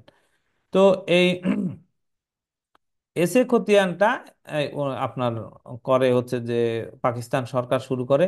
এবং এইটা করার পরেই মানে যেহেতু টেবিলে বসে করা হয়েছে, সার্ভে করা হয় নাই, এটা অনেক ভুল ত্রুটি থাকে এবং অসংখ্য মামলা মোকদ্দমা হয়। তারপরে গভর্নমেন্ট বাধ্য হয়ে এই 2 বছরের মাথায় আবার একটা পর্চা করার জন্য দেয়, যেটা রিভিশনাল সেটেলমেন্ট। ওটা পাকিস্তান সরকার শুরু করলেও আমরা 1971 সালে মহান মুক্তিযুদ্ধের মাধ্যমে পাকিস্তানের থেকে আলাদা হয়ে এই পর্চাটা আমরা কাজ শেষ করি। তো এভাবে জমি জমার ইতিহাস এবং পর্চাগুলি এভাবে হয়। তো এই টাইমগুলি জানতে হবে, এই টাইমের মধ্যে যে দলিল, সেই দলিল কোন পর্চা আন্ডারে, পরবর্তীতে কোন পর্চা আসলো, তারপরে দলিলগুলা কোন পর্চার আন্ডারে, এগুলি আপনাকে কিন্তু জানতে হবে বেটিং করার জন্য। তো ইতিহাস আপনার জানা জরুরি। আরেকটু আলাপ করব আমরা সাকসেশনের বিষয়ে। তো এটা যেহেতু আমাদের সেমিনার, বিস্তারিত আলাপ করার সুযোগ নেই, শর্টকাটেই বলি। মুসলিমদের ওয়ারিশ তিন ধরনের। একটা হচ্ছে জাবিল ফুরুজ, জাবিল আসাবা আর জাবিল আরহাম। জাবিল ফুরুজ কারা? যাদেরকে মহান রাব্বুল আলামিন সূরা নিসা, সূরা আনফাল এবং আরো সূরার মাধ্যমে যাদের অংশটা ফরজ করে দিয়েছে, যাদের অংশটা বাধ্যতামূলক করে দিয়েছে, এরা হচ্ছে জাবিল ফুরুজ। এদের অংশ কোনোভাবেই বাদ হবে না। আর আশাবা কারা? জাবিল ফুরুজদেরকে দেওয়ার পরে যে অবশিষ্ট অংশ থাকবে, এই অবশিষ্ট ভোগীরাই হচ্ছে আশাবা। আর জাবিল আরহাম কারা? যারা দূরবর্তী। জাবিল ফুরুজও যদি না থাকে, আশাবাও যদি না থাকে, তাহলে দূরবর্তী যারা আত্মীয় তারা পাবে। অথবা জাবিল ফুরুজ আছে কিন্তু আশাবা নাই, তো সেক্ষেত্রে আবার দূরবর্তী আত্মীয়রা একটা অংশ পাবে। এটা জাবিল ফুরুজ, আশাবা এবং জাবিল আরহাম মুসলমানদের মধ্যে। আমরা জানবো জাবিল ফুরুজের মধ্যে 6 জন, 6 জন মেইন শেয়ারার কে, স্বামী স্ত্রী পুত্র কন্যা, আর হচ্ছে গিয়ে আপনার কি বলে, স্বামী স্ত্রী পুত্র কন্যা, আর হচ্ছে আপনার মা বাবা, এই 6 জন, এরা হচ্ছে জাবিল ফুরুজ। তো এই 6 জনের শেয়ার কখনোই বাদ হয় না। তবে জাবিল ফুরুজের মধ্যে বাবা যদি না থাকে দাদা, মা যদি না থাকে দাদি, বাবা যদি না থাকে দাদা দাদি, মা যদি না থাকে নানা নানি, এরকম অনেক কিছু আছে। কিন্তু বেসিক আমাদের শর্টকাটের মধ্যে আজকে আমরা এইটুকু জানবো। আর ইয়েতে আমরা বিস্তারিত শিখবো, ওখানে আমাদের বিশাল প্রেজেন্টেশন আছে, ওগুলো আমরা বিস্তারিত এই 6 জন পাই। আবার যদি আপনার ধরেন আহ, মারা যাওয়ার পরে স্ত্রী থাকে, তাহলে স্ত্রীর অংশ কত হয়? যদি সন্তান সন্ততি থাকে তাহলে 8 ভাগের 1 ভাগ, না থাকলে 4 ভাগের 1 ভাগ। স্বামী যদি থাকে, স্ত্রী মারা যাওয়ার পরে স্বামী থাকলে স্বামীর অংশ থাকে হলো, যদি সন্তান সন্ততি থাকে তাহলে 4 ভাগের 1 ভাগ, সন্তান সন্ততি না থাকলে 8 ভাগের 1 ভাগ। বাবা মায়ের অংশ 1/6 করে। তবে কিছু কিছু জায়গায় মায়ের অংশ বেড়ে যায়, সেখানে আবার ডক্ট্রিন অফ উমরিয়াতানের মাধ্যমে একটু কম করে দেওয়া হয়েছে।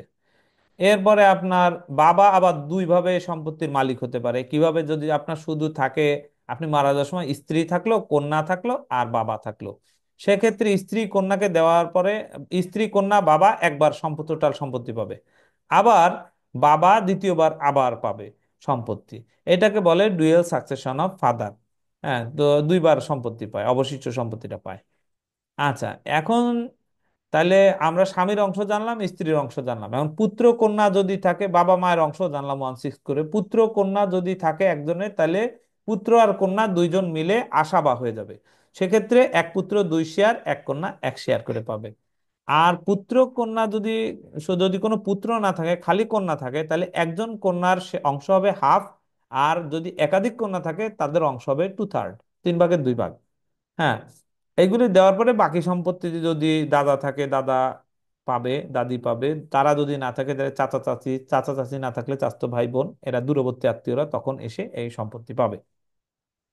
তো তাইলে আমরা এই ইয়েতে বেসিক্যালি জাবিল ফুরুজ, জাবিল আশাবা যারা পায়, এবং জাবিল আরহাম কখন পায়?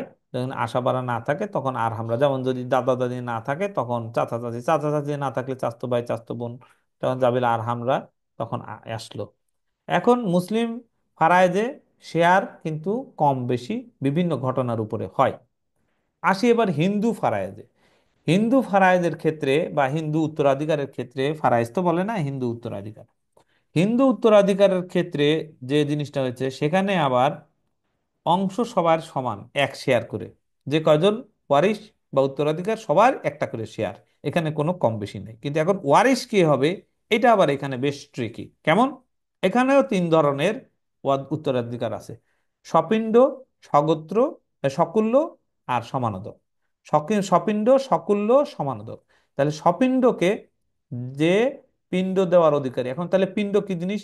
পিণ্ড হচ্ছে মুখাগ্নি দেওয়া, আরো ব্যাখ্যা আছে, ওটা আমরা পরে জানবো। এখন তাহলে যে মুখাগ্নি দেওয়ার জন্য ক্যাপাবল হবে সেই স্বপিণ্ড। এদের আবার 53-54 জন স্বপিণ্ড আছে, উপরের দিকে নিচের দিকে। হ্যাঁ, এই লিস্টটা আমরা দেখবো পরে। এখন এই মুখাগ্নি দেওয়ার অধিকারী যারা যারা হবে, তারা তারা নর্মালি ছেলেরাই হয়। ছেলেরাই সম্পত্তি পায়। হিন্দুদের মধ্যে মেয়েরা বিয়ের পরে কোনো সম্পত্তি পায় না। কোনো মেয়ে যদি বাবা মারা যাওয়ার সময় অবিবাহিত থাকে তাহলে তার জীবন সত্ত্বে একটা শেয়ার পায়, বিয়ে হয়ে গেলে ওইটা আবার ভাইদের কাছে চলে যায়।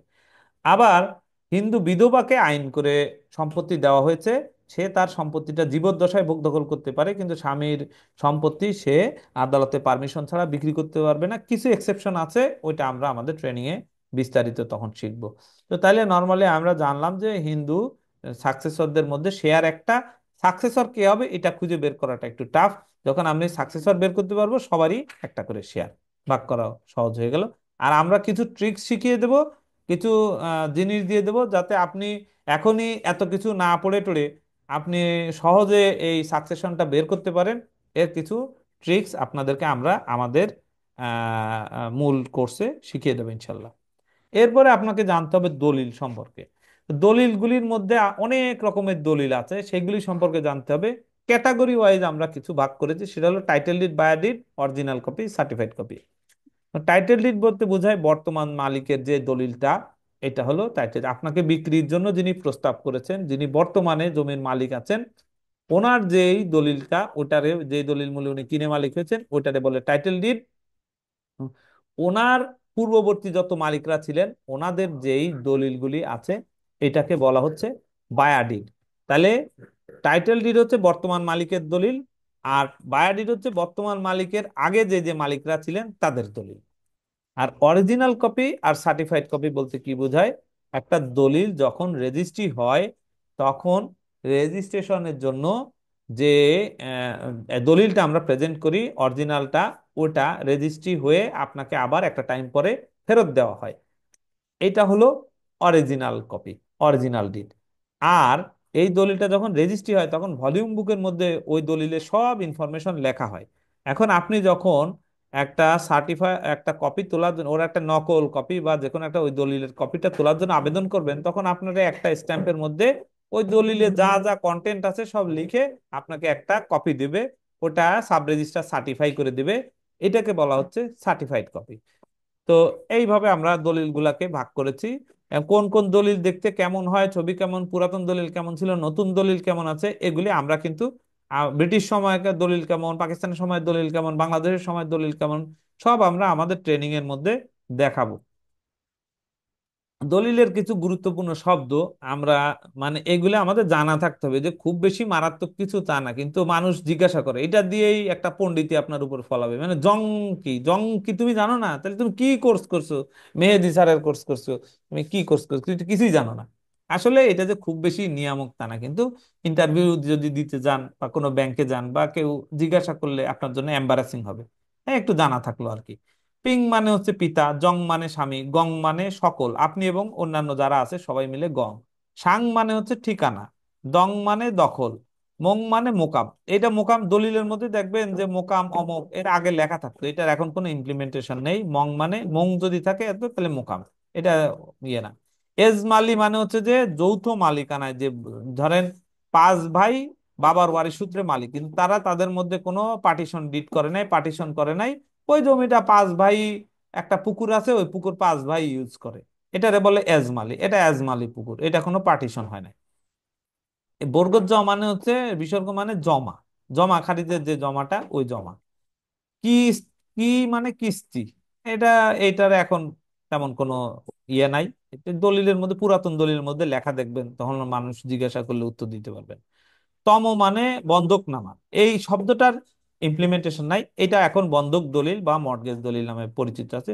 পুরাতন দলিলের মধ্যে তম থাকলে বুঝবেন যে এটা বন্ধকি দলিল। সোলেনামা মানে আপোষ, এটা মামলা মোকদ্দমার ক্ষেত্রে এই সোলেনামাটা সাবমিট হয়। আপোষ যখন মামলায় সোলে হয়ে যায়, তখন আদালতে এই সোলেনামা সাবমিট করা হয়। কিত্তা মানে হচ্ছে যে জমির অংশ, একটা জমির অংশের মধ্যে, যেমন 10 ডেসিমেলের মধ্যে 3 ডেসিমেল যে সম্পত্তি, এটারে বলা হয় কিত্তা। বিতং মানে হচ্ছে বিস্তারিত, খারিজ মানে দুইটা শব্দ আছে, একটা হলো বাতিল, আর একটা হচ্ছে নামজারি জমা খারিজ। হ্যাঁ, যদি কোনো মামলায় খারিজ করে দেওয়া হয়, তাহলে ওই মামলাটা বাতিল হয়ে গেল। আর জমা খারিজের ক্ষেত্রে নামজারির পরে একটা জমা নেওয়া হয়, মানে জমা খারিজ করা হয়, ওই খারিজ মানে কিন্তু আবার বাতিল না, জানা থাকলো। তারপরে বিভিন্ন ধরনের দলিল আছে, সেগুলি আমরা দেখব, কিন্তু এখন আর শুধু নামটা জানি। সেল দলিল আছে বললাম, বিক্রি দলিল। লিজ দলিল আছে। যেটা লিজ হোল্ড প্রপার্টিতে Rajuk, national housing authority, KDA, CDA ওটাতে থাকে। গিফট দলিল আছে, হেবা, ডিক্লারেশন অফ হেবা, হিন্দু গিফট, এগুলি। আইনগুলি কিন্তু আমরা পরে জানবো। আর কিছু ছবি টবি আপনার যেগুলি দেখতে কেমন হয় ওগুলো আমরা পরে দেখবো। উইল, ওয়াসিয়তনামা ডিড, কোনো ব্যক্তি উইল করলে কি হবে না হবে এগুলো আমরা একটু আগে আলাপ করেছি, এই ধরনের দলিল আছে। তবে এক্ষেত্রে প্রবেট ম্যান্ডেটরি লিখে দিয়েছি যেন আপনারা ভুলে না যান। ওয়াকফ ডিড। এখন আরেকটা জিনিস বলি, এটা যেহেতু আমাদের কি বলে এটারে প্রমোশনাল ক্লাস বা এটা আমাদের সেমিনার, এখানে আপনারা ভিডিও পাবেন না, এই কোর্স ম্যাটেরিয়াল এটাও পাবেন না। তবে যখন আমাদের মূল ক্লাসটা চালু হবে তখন আপনাদেরকে আমরা ক্লাসের ভিডিও দিব। যদি ইনকেস আপনি মিস করে যান কোনো ক্লাস বা বুঝতে কষ্ট হয় বা আপনি আবারও শুনতে চান, সেক্ষেত্রে আমরা আপনাদেরকে ভিডিও দিব। আমরা আপনাদেরকে এই আপনার লেকচারের যে আমাদের শিটগুলাও আছে দিব, এবং খুব শীঘ্রই আমাদের ইনশাল্লাহ বইও আসবে, তখন আপনারা বই পাবেন। তবে আপাতত আমরা আপনাদেরকে একটা বই বইয়ের একটা সিলেবাস দিব। ওই ওই ওই বইগুলি পড়লেও আপনারা জেনে যেতে পারবেন। বুক লিস্ট দিব, আর কোর্স ম্যাটেরিয়াল দিব, সাথে আরো অনেক জিনিস দিব। ফরম্যাট দিব, যে ড্রাফট করার কিছু কিছু ফরম্যাট, দলিলের কয়েকটা দলিলের ফরম্যাট দিব, কিভাবে ড্রাফট করতে হয় তার বেসিক ট্রেনিং দিব। এইটার মধ্যেই থাকবে, এইগুলার মধ্যে আমরা কাভার করে যাবো ইনশাল্লাহ। এরপরে দলিল আছে exchange did. Power of attorney দলিল আছে। পাওয়ার অফ অ্যাটর্নি মানে কাউকে আপনি কোনো কাজে ক্ষমতা দেন, এটা কয়েক রকমের আছে, এর পিছনে পাওয়ার অফ অ্যাটর্নির প্রেজেন্টেশন আছে, তখন বলবো। তারপরে পার্টিশন ডিড আছে। পার্টিশন ডিড মানে বাটোয়ারা দলিল, আপনি ওয়ারিশ সূত্রে মালিক হয়ে পাঁচ ভাই আপনারা নিজেদের মধ্যে যে বন্টননামা দলিল করেন এটারে বলা হয় পার্টিশন ডিড। আর ডিড অফ এগ্রিমেন্ট, বিভিন্ন ধরনের এগ্রিমেন্ট দলিল হতে পারে। যদি আপনি জমিটা কোনো ডেভেলপারে দেন তাইলে সেক্ষেত্রে জয়েন্ট ভেঞ্চার এগ্রিমেন্ট হতে পারে, আপনার কন্ট্রাক্ট হতে পারে, এমওইউ হতে পারে, অথবা আপনি যদি কারোর সাথে জমি বিক্রির জন্য বায়নানামা চুক্তি করেন, এটাও ওয়ান কাইন্ড অফ এগ্রিমেন্ট। আর আরো কিছু দলিল আছে, rectification deed, no objection deed, আরো দলিল আছে, বয়নামা দলিল, এরকম অনেক দলিল আছে। এগুলি আমরা বিস্তারিত তখন আমাদের ট্রেনিং এ জানবো। এই ধরনের দলিল হয়, আপনারা জানলেন। একটা পুরাতন দলিলের ছবি দেখাই, এটা দেখেন, এটা 1000 টাকার স্ট্যাম্পে করা। এখন কিন্তু 1000 টাকার স্ট্যাম্পের দলিল দেখেন, এখন 100 টাকার স্ট্যাম্পের দলিল দেখবেন। এখানে দেখেন কত শতাংশ বিক্রি করছে এখানে লেখা আছে। এখানে গভর্নমেন্টের রেভিনিউ নেওয়া আছে, যিনি দাতা ওনার সই আছে, সাব রেজিস্ট্রারের সই আছে। হ্যাঁ, যারা দাতা, দলিল গ্রহীতা, তিনজন দলিল গ্রহীতা, তিনজনের নাম আছে, বাবার নাম, ঠিকানা ঠিকানা সব আছে। যারা দাতা তাদের নাম আছে। এর আরো অনেক তফসিল টফসিল পেজ আছে, ওইগুলো আমরা ইয়েতে দেখাবো। অপোজিট পেজে দেখেন বিভিন্ন সিল আছে, এগুলার অনেক মাঝে যা আছে এগুলা আমরা আমাদের ইয়েতে ব্যাখ্যা করব বিস্তারিত। এবার আসেন ল্যান্ড সার্ভে সম্পর্কে জানি। তো ল্যান্ড সার্ভে সম্পর্কে জানার ক্ষেত্রে কয়েকটা জিনিস আমাদের নলেজে থাকতে হবে। সেটা হলো এই যে পরগনা কাকে বলে, পর্চার মধ্যে দেখবেন পরগনা লেখা আছে। ব্রিটিশ আমলে, হ্যাঁ, বা জমিদারি প্রথার সময় যে জেলাকে আসলে মূলত পরগনা বলা হতো। সহজ একটা জিনিস, আপনার জানা না থাকলে আপনি উত্তর দিতে গিয়ে ঘাবড়ে যাবেন। জোত বা জোত নাম্বার। জোত একটা সময় জমিদারির সময় জোত বলতে বোঝাতো যিনি রায়তি চাষি, ওনার যেই রায়তি সত্ত্বটা ছিল ওটারে জোত বলতো। কিন্তু বর্তমানে ওইটা যেহেতু প্রচলিত নাই, ওটা মাথায় রাখার দরকার নাই। বর্তমান জোত বলতে বোঝায় হোল্ডিং নাম্বার, যেখানে না নামজারির পরে খাজনা দেওয়া হয়। আপনার যেমন ব্যাংক অ্যাকাউন্ট নাম্বারে টাকা জমা দেন, এটাও তেমনি একটা হোল্ডিং নাম্বার যেখানে খাজনা জমা দেওয়া হয়। দাখিলা রেন্ট রিসিপ্ট। রেন্ট রিসিপ্টটা আপনার খাজনা যে দেন, খাজনা দেওয়ার পরে একটা খাজনা রসিদ দেয়, এটা আছে। এটা পুরাতন আমলে দেখতে কেমন ছিল, বর্তমানে দেখতে কেমন, সব আমরা সাইড বাই সাইড দেখাবো। আজকে একটা রেন্ট রিসিপ্ট আপনাদেরকে লাস্টে দেখাবো। জমির কিছু শ্রেণী জানি, অনেক শ্রেণী আছে, এর কিছু শ্রেণী নাল জমি। নাল জমি মানে আবাসযোগ্য সমতল জমিকে নাল জমি বলে। চালা জমি, পুকুরের পাড় টার একটু উঁচু জমি নালের থেকে, এটারে চালা জমি বলে। মৌরসি বলতে বোঝায় ওয়ারিশ সূত্রে যেটা পাওয়া যায় মৌরসি। রায়ত, যিনি ওই সময় জমিদারের থেকে চাষাবাদ করতেন, রায়ত দখল বিশিষ্ট প্রজা, ওটা রায়ত। আর হিস্সা, খতিয়ানের যে অংশ, এটা হিস্সা বলে। এখানে আসেন ভূমি জরিপ। ভূমি জরিপটা আসলে বিস্তারিত বিষয়, তা আমাদের আলাদা ক্লাসই আছে পুরা, এইটাতে আমরা আপনাদের শিখাবো। জরিপটা হয় হচ্ছে একটা জমি, পুরা দেশের যে যত জমি আছে, এই জমি তো একজন মালিক না, বিভিন্ন মালিক, তো কে কোথা থেকে মালিক এটাকে জরিপ করে খন্ডে খন্ডে প্লট প্লট আকারে ভাগ করা, আপনি গুগল ম্যাপে গেলে আপনারা দেখেন না, এটা এই ছোট ছোট প্লটে প্লটে ভাগ করা, ঠিক গভর্নমেন্ট ওইভাবে প্লটে প্লটে ভাগ করে তার মতো করে এই জরিপ চালায়। এটাকে ভূমি জরিপ বলে। এখন এটা চালানোর পরে কে কোন জায়গার মালিক এইগুলা কিন্তু গভর্নমেন্ট একটা পর্চার মধ্যে লিখে রাখে। যখন আপনারা দেখবেন যে বসুন্ধরা সিটি গুগল ম্যাপে দিলে বসুন্ধরা সিটি মালিক, তাহলে আপনি দেখতে পাবেন গুগল বসে পান্থপথের সাথেই আপনার এই সাইডে মূল রাস্তার পাশে এখানে গুগল ইয়ে আছে, ইয়ে আপনার বসুন্ধরা সিটি আছে। এটা আপনি বুঝতে পারেন গভর্নমেন্ট তেমনি কোন জেলায় কোন থানায়, হ্যাঁ, কোন মৌজায় কে কে কে এই জমির মালিক, কতটুকু জমির মালিক, এই সব বিস্তারিত যে কাগজটার মধ্যে লিখে রাখে এটারই বলে খতিয়ান। হাল খতিয়ান বলতে বোঝায় বর্তমানে যে খতিয়ানটা প্রচলিত আছে, অর্থাৎ ঢাকা সিটি জরিপ বর্তমান এলাকা এই ঢাকাতে হাল খতিয়ান, কোথাও কোথাও আরএস প্রচলিত আছে সেখানে আরএস হাল খতিয়ান। আর সাবেক খতিয়ান বলতে বোঝায় ওই হাল খতিয়ানের আগে যে খতিয়ানটা ছিল সেটা সাবেক খতিয়ান। এখন আমাদের মধ্যে একটা ভুল ধারণা প্রচলিত আছে যে হাল খতিয়ান বা সাবেক খতিয়ান বলতে আমরা বুঝি এসএ খতিয়ান রে হাল খতিয়ান বলে, আর সাবেক খতিয়ান বলতে সিএস খতিয়ান রে বলে। কেন বুঝি? কারণ একটা এসএ পর্চা দেখলে থাকলে দেখে সেখানে লেখা দেখবেন হাল পর্চা নাম্বার হচ্ছে এত, সাবেক পর্চা নাম্বার হচ্ছে এত। সেইখান থেকে আমরা ধারণা করি যে সাবেক মানে এসে আর হাল মানে আরএস। বিষয়টা তা না। যখন এসে পর্চাটা তৈরি করা হয় তখন ওই সময় ওইটাতে লেখা ছিল যে হাল পর্চা এত, সাবেক পর্চা এত। পরবর্তীতে কোনো পর্চায় কিন্তু এগুলি আর লেখা হয় নাই, কারণ ও এই ঝামেলার মধ্যে কেউ যায় নাই। কিন্তু প্রকৃতপক্ষে হাল খতিয়ান বলতে বোঝায় হলো বর্তমানে যে খতিয়ানটা প্রচলিত আছে এটা, আর এর আগের যে খতিয়ান ছিল বা আগে যতগুলি খতিয়ান ছিল সবই এর সাবেক। এরপরে আমরা জানবো পর্চা কোনটা কোন সময় হয়েছে। এই দেখেন জমিদারির সময় 1880 থেকে 1940, তার মানে ইন্ডিয়া, এটা ব্রিটিশ গভর্নমেন্ট করছে। তারপরে এসএ পর্চা, গল্প আপনাদের বলেছি, এসএ পর্চাটা পাকিস্তান গভর্নমেন্ট করছে। আরএস পর্চাটা রিভিশনাল সেটেলমেন্ট, এটা পাকিস্তান গভর্নমেন্ট শুরু করেছে 64-তে আর শেষ করেছে 85 বা 87। এখনো কোথাও কোথাও চলমান আছে। মোটামুটি 85-87-র মধ্যে সব জায়গায় মোটামুটি মানে যে জায়গায় আরএস হওয়ার হয়ে গিয়েছিল পরে স্টপ ছিল, এখন আবার ওইটা শেষ হচ্ছে। তো মোটামুটি এইটা আমরা আরএস এর টাইম ধরে নেব, বিশেষ করে ঢাকাতে তো এটা আমরা ধরতেই পারি। আর এরপরে হচ্ছে বিএস বা ঢাকা সিটি জরিপ। বিএস 1985 থেকে শুরু হয়ে এটা আপনার 2011 কোথাও কোথাও এখনো চলমান আছে। আবার কোথাও কোথাও আরএস হয় নাই। এই বিএস এর টাইম যেহেতু এইটা দুইটা মিলাই একটা পর্চা তৈরি করে ফেলছে, সেটার নাম দিছে বিআরএস পর্চা। তাহলে সেখানে আবার সিএসএস আর পিআরএস পাবেন। তো পর্চার আমরা কয়েকটা ধরন দেখি। পর্চা এক একটা পর্চা দেখতে এক এক রকম, যেমন সিএস পর্চা এরকম লম্বালম্বি হয়, এস এ পর্চা ল্যান্ডস্কেপে হয়, আর এস পর্চা আবার পোর্ট্রেটে হয়, ঢাকা সিটি জরিপ আবার ল্যান্ডস্কেপে হয়, বিএস বা ঢাকা সিটি দুইটাই ল্যান্ডস্কেপে হয়, মানে একটা পর্চা সোজা হয় একটা পর্চা বাঁকা, এরকম নিয়ম। আর ডিপি পর্চা সবসময় বাঁকা বা ল্যান্ডস্কেপে হয়। হ্যাঁ, তারপরে সিএসএ মালিকানার অংশ থাকে, এসএ তে মালিকানার অংশ থাকে না, যেহেতু এটা টেবিল পর্চা, এটাতে জরিপ করা হয় না, এই জন্য মালিক কে কত অংশ এটা থাকে না। আর এস এ থাকে, ঢাকা সিটি জরিপে থাকে, বিএসটিএস সবগুলোতে থাকে। মালিকানার অংশ সনাতন পদ্ধতিতে আরএস পর্যন্ত, আর ঢাকা সিটি জরিপ থেকে আধুনিক পদ্ধতিতে। নকল প্রিন্টেড কপিতে সবগুলাতেই সিল সাইন।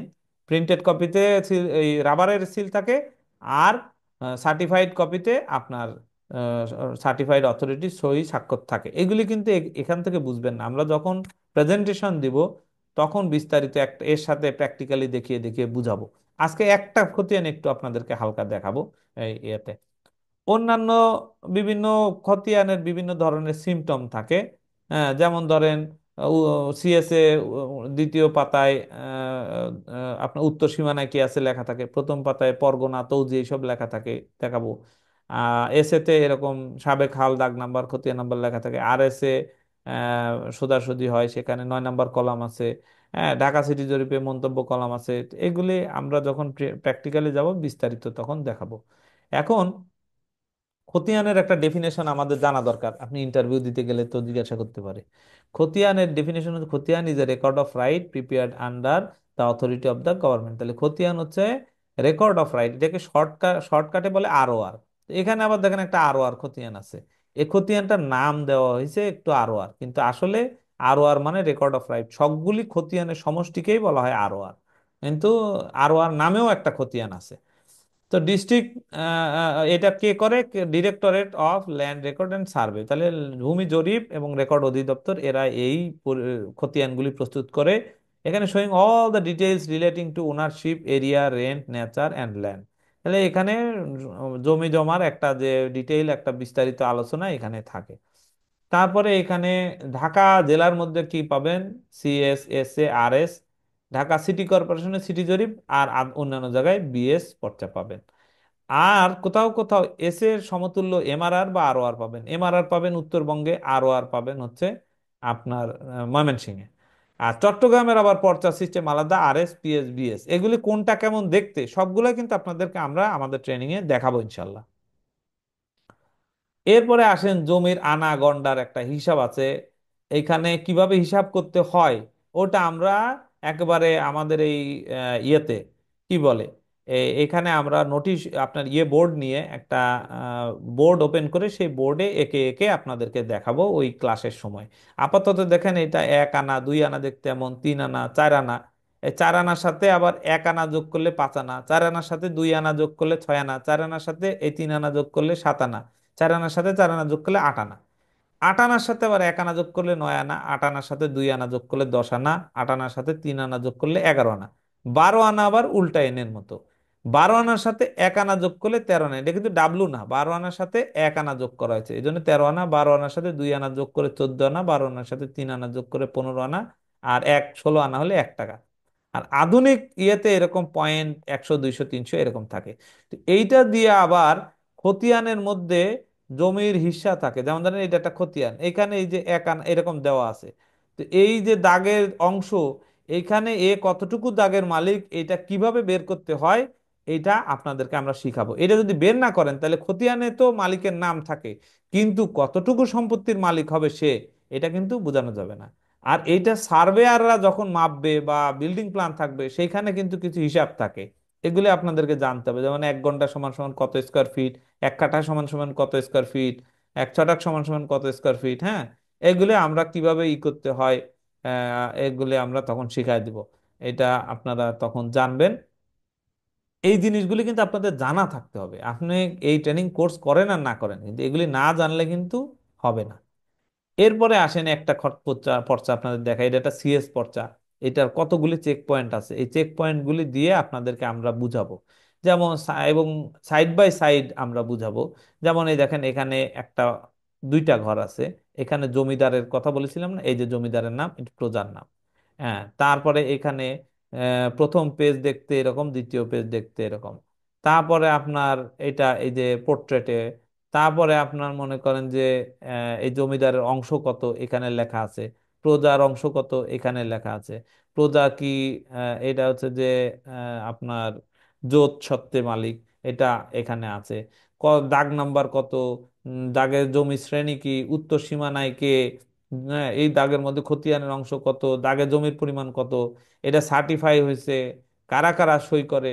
হ্যাঁ, এখানে 5 জনের সই আছে। কিভাবে আপনি সঠিকটা চিনবেন, ফেকটা চিনবেন, এগুলো আমরা আস্তে আস্তে আপনাদেরকে আমাদের মূল কোর্সে সবই শেখাবো। তো এখানে এটা সিএস খতিয়ান কেমন আমরা এটা দেখলাম। একটা খতিয়ান যদি ড্যামেজ হয়ে যায়, ছেঁড়া আসে, তাহলে কেমন দেখতে সেটা আমরা এখানে দেখতে পাচ্ছি। এইভাবে আমরা ফেক, মানে ড্যামেজ আহ, হলে এইভাবে খতিয়ানগুলি দেওয়া হবে। এরপরে আসেন মিউটেশন। এখন আইনে বলা আছে যে আপনাকে যদি কোনো সম্পত্তি বিক্রি করতে হয় বা কোনো সম্পত্তি কেনার পরে আপনার নামে খতিয়ান থাকতে হবে। এখন ঢাকা সিটিতে ধরেন ঢাকা সিটি যদি পর্চাতে হয়ে গেছে, তো আপনার নামে আপনি কেমনে খতিয়ানে নাম উঠাবেন? এজন্য গভর্নমেন্ট একটা সমাধান রেখেছে, নামজারি। তো নামজারিটা কি হয়? পূর্ববর্তী মালিকের নাম কেটে আপনার নামে নামটা জারি করাকেই নামজারি বলে। আপনি মালিক হবেন, আপনি খাজনা দিবেন, আপনি দখলকার, আপনি খাজনা দিবেন, আপনার এই নামজারি খতিয়ান হবে। এটা এই পুরা প্রসেসটা কিভাবে অফলাইনে আগে নামজারি হতো, বর্তমানে অনলাইনে কিভাবে নামজারি হয়, নামজারির কিভাবে আবেদন করবেন, এগুলি বিস্তারিত আপনাদের সাথে শেয়ার করব। সাথে নামজারির ভিডিও টিডিও আছে, এগুলোও আপনাদের সাথে শেয়ার করব, যাতে আপনারা নামজারি চাইলে নিজেও করতে পারেন।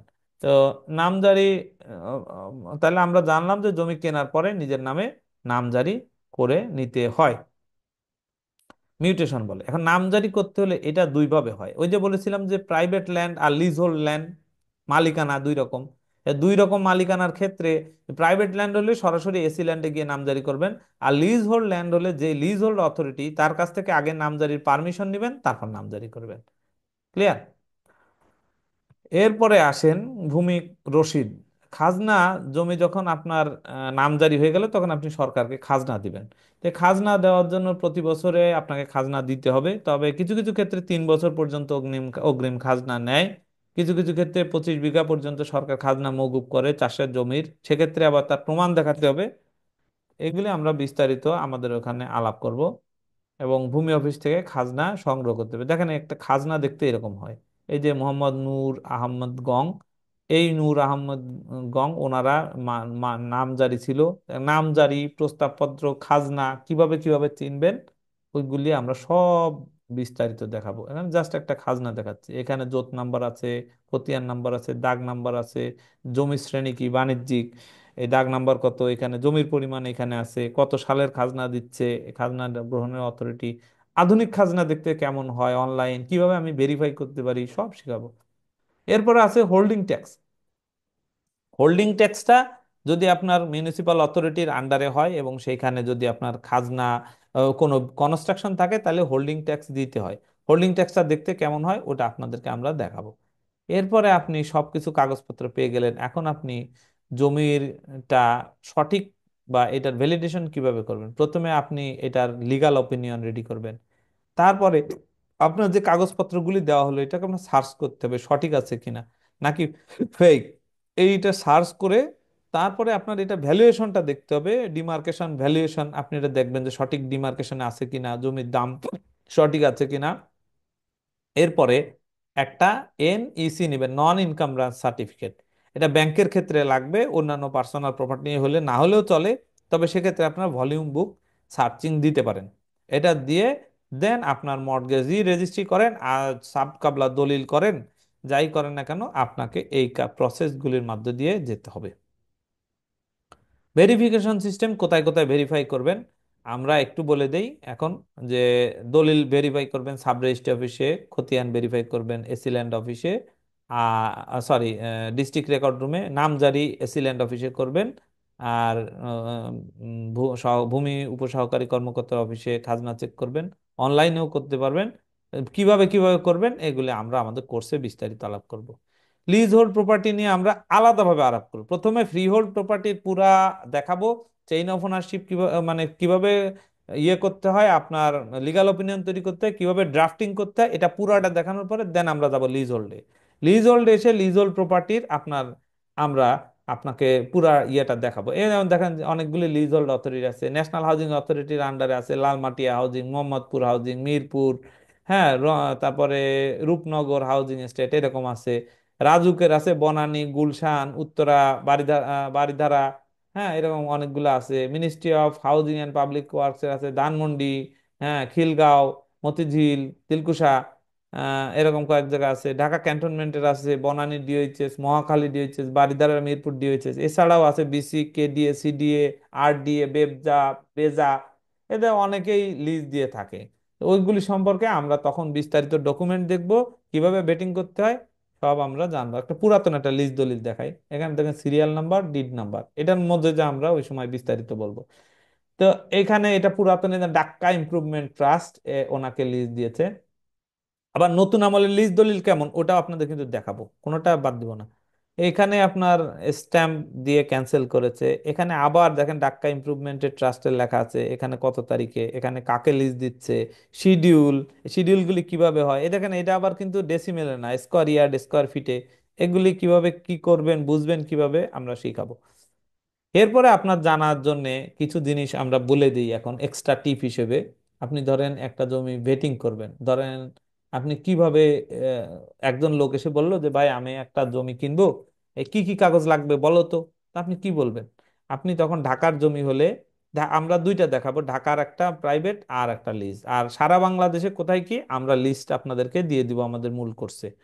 ওনারশিপ ডকুমেন্ট, টাইটেল ডিড থাকবে, অল বায়ার ডিড থাকবে, খতিয়ান থাকবে CSS A RS, Dhaka city জরিপ খতিয়ান থাকবে, আর নামজারি খতিয়ান থাকবে, সাথে থাকবে ডিসিআর। যদি ঢাকা সিটি এলাকায় হয় তাহলে ঢাকা সিটি অনুযায়ী এগুলি নামজারিটা হতে হবে। এরপরে ল্যান্ড ডেভেলপমেন্ট ট্যাক্স থাকবে ঢাকা সিটি জরিপ অনুযায়ী, মৌজা ম্যাপ থাকবে, হোল্ডিং ট্যাক্স থাকবে, এনইসি থাকবে, যদি ব্যাংকে মর্টগেজ দেওয়ার ক্ষেত্রে হয় তাহলে এটা লাগবে, না হলেও এটা না, ওইটা যদি ব্যাংকে মর্টগেজ জন্য হয় তাহলে এটা না হলেও চলবে। বিল্ডিং যদি থাকে তাহলে অ্যাপ্রুভ বিল্ডিং প্ল্যান লাগবে, অ্যাপ্রুভাল লেটার লাগবে। এগুলি কেমন দেখতে সব কিন্তু আপনাদের দেখাবো। ডেভেলপমেন্ট এগ্রিমেন্ট থাকবে ল্যান্ড ওনার অ্যান্ড ডেভেলপার, যদি এটা ডেভেলপার যদি জায়গাটা ডেভেলপ করে তাহলে তাদের ডেভেলপমেন্ট এগ্রিমেন্ট থাকবে, পাওয়ার অফ অ্যাটর্নি থাকবে।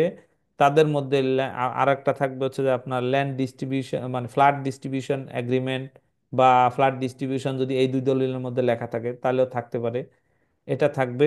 বায়নানামা যদি হয় বায়নানামা থাকবে, বা অ্যালটমেন্ট যদি কোনো এগ্রিমেন্ট থাকে সেটা থাকবে। প্রজেক্ট ব্রুশিয়ারটা আমাদের দেখতে হবে, কারণ এই বিল্ডিং প্ল্যান অনুযায়ী প্রজেক্ট ব্রুশিয়ারটা ঠিক আছে কিনা মিলায় দেখতে হবে। তো এইগুলি কিভাবে মিলাবেন বিস্তারিত আমরা শেখাবো ইনশাল্লাহ। যদি লিজ হোল্ড ল্যান্ড হয়, লিজ হোল্ড ল্যান্ড হলে এখানে এই যে lease deed, all buyer deed এখানে এই থাকবে। আর সার্টিফাইড কপি অফ, এখানে সিএসএস এ আরএস পাবেন না কিন্তু, শুধুমাত্র ঢাকা সিটি জরিপ খতিয়ান পাবেন। এর অনেক কারণ আছে, আমরা বিস্তারিত আলাপ করব তখন। Mutation letter in favour of, mutation permission লাগবে মিউটেশন করার আগে, সেটা তো আগেই বলছি। তারপরে ডিসিআর লাগবে থাকবে, আর আপনার ইয়ে থাকবে land development tax payment receipt থাকবে, আর মিউটেশন প্রপোজাল শিট থাকবে পুরাতন গুলাতে, আর নতুন গুলাতে মিউটেশন খতিয়ানও থাকবে এর সাথে। আর মিউনিসিপাল হোল্ডিং ট্যাক্স লাগবে, ব্যাংকের ক্ষেত্রে এনইসি লাগবে, বিল্ডিং হলে অ্যাপ্রুভ বিল্ডিং প্ল্যান লাগবে, ডেভেলপার হলে ওই অ্যাগ্রিমেন্টগুলি পাওয়ার অফ অ্যাটর্নি লাগবে। তবে এখানে যাই করেন না কেন তার জন্য অ্যাকসেপ্টেন্স লেটার লাগবে, সেল করতে হলে সেল পারমিশন লেটার লাগবে, হেবা টেবা যা করেন না কেন তার জন্য পারমিশন লাগবে। আর পরে বায়নানামা থাকতে পারে বা অ্যালটমেন্ট লেটার, প্রজেক্ট ব্রুশিয়ার দেখতে হবে যে বিল্ডিং প্ল্যান ভায়োলেট করছে কিনা। এরপর আর একটা জিনিস নিয়ে আলাপ করি, ট্রাইপার্টাইট এগ্রিমেন্ট টিপিএ।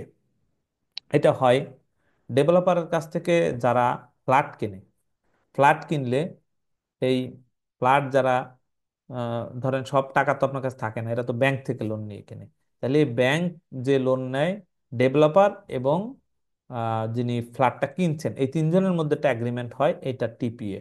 এটা কিন্তু আইনে বলা আছে, রেজিস্ট্রেশন ম্যান্ডেটরি না, ওই আইনগুলি আপনাদেরকে দেখাবো। এটা একমাত্র জমির দলিল যেটা রেজিস্ট্রেশন না করলেও কার্যকর হবে।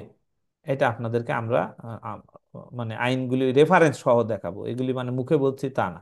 চেইন অফ ওনারশিপ কিভাবে নির্ধারণ করবেন, এতক্ষণ যে গল্প বললাম, চেইন অফ ওনারশিপ নির্ধারণ করতে হলে যেমন ধরেন এটা একটা সিএস খতিয়ান, হ্যাঁ, সিএস খতিয়ানের মধ্যে একজন এক্স, এই মিস্টার এক্স, তার নাম ছিল সিএস পর্চায়, তো সিএস পর্চায় নাম ছিল, তারপরে কি হলো, এই এক্স মারা গেল, কাকে রেখে, ওয়াই এবং জেড কে রেখে মারা গেল, তাহলে এস এ পর্চা যখন হবে তাহলে ওয়াই আর জেড এর নামে নাম ওঠা উচিত। আপনারা ওয়াই এস এ পর্চা এসে দেখলেন যে হ্যাঁ এস এ পর্চা ওয়াই এবং জেড এর নাম পাওয়া যাচ্ছে, তাহলে ঠিক আছে, সমস্যা নেই। এখন কি হলো, এইখানে যেহেতু এক্স মারা গেছে এইখানে তাহলে একটা পাবেন ওয়ারিশন সনদ। এখন ওয়াই এবং কি করলো, তার অংশটা এ কে সেল করলো, তাহলে এখানে একটা সেল ডিড থাকবে। এবং জেড মারা গেল বি কে ওয়ারিশ রেখে, তাহলে এখানে একটা ওয়ারিশন সনদ থাকবে। জমির কি কি কাগজ হয় আপনি কিন্তু ওই দলিলের মধ্যে যে চেইন অফ ওনারশিপ লেখা আছে ওটা দেখেই অনেকটা বুঝে ফেলতে পারবেন। এরপরে কি হলো, তাহলে মালিক থাকলো বি এবং এ, তাহলে আর এস যখন হবে তাহলে এই বি আর এর নাম থাকতে হবে। তা আপনি আর এস পর্চায় এসে দেখলেন যে বি আর এর নাম আর এস রেকর্ডে রেকর্ড হয়েছে সুন্দরভাবে, কোনো সমস্যা নাই, তাহলে এটা ওকে আছে। তারপরে কি হলো, A sold his land to C, আর B died leaving behind C, তাহলে সি দেখা যাচ্ছে একই ব্যক্তি, ওনার হয়তো এখন টাকা পয়সা হয়েছে, মনে করছে যে আমাদের পূর্বপুরুষের জমি আমি কিনে রাখি, তো এই এর কাছ থেকে পয়লা সি দলিল মূলে, তাহলে এখানে একটা দলিল হবে, আর এখানে একটা ওয়ারিশন সনদ হবে। And এই সি কিনে একা মালিক হয়েছে, তাহলে সিটি জরিপে সি এর নাম একা উঠতে হবে। সিটি জরিপে এসে দেখলেন যে না হ্যাঁ সি এর নাম একা উঠে গেছে, সিটি জরিপ মালিকানা সি এর নামই আছে, তাহলে কোনো সমস্যা নাই। এখন যদি দেখতেন যে সিটি জরিপে সি এর নাম না উঠে, আপনার মনে করেন যে কোনো এক এম এর নাম উঠে আছে বা পি এর নাম উঠে আছে, তাহলেই তো এখানে সমস্যা, তখন আপনাকে হ্যান্ড রেজ করতে হবে বা এটা গুড রাইট দেওয়া যাবে না। তো যেহেতু সি এর নাম আছে তাহলে সমস্যা নাই, সি কি করলো, তার অংশটা এস এর কাছে বিক্রি করে দিল।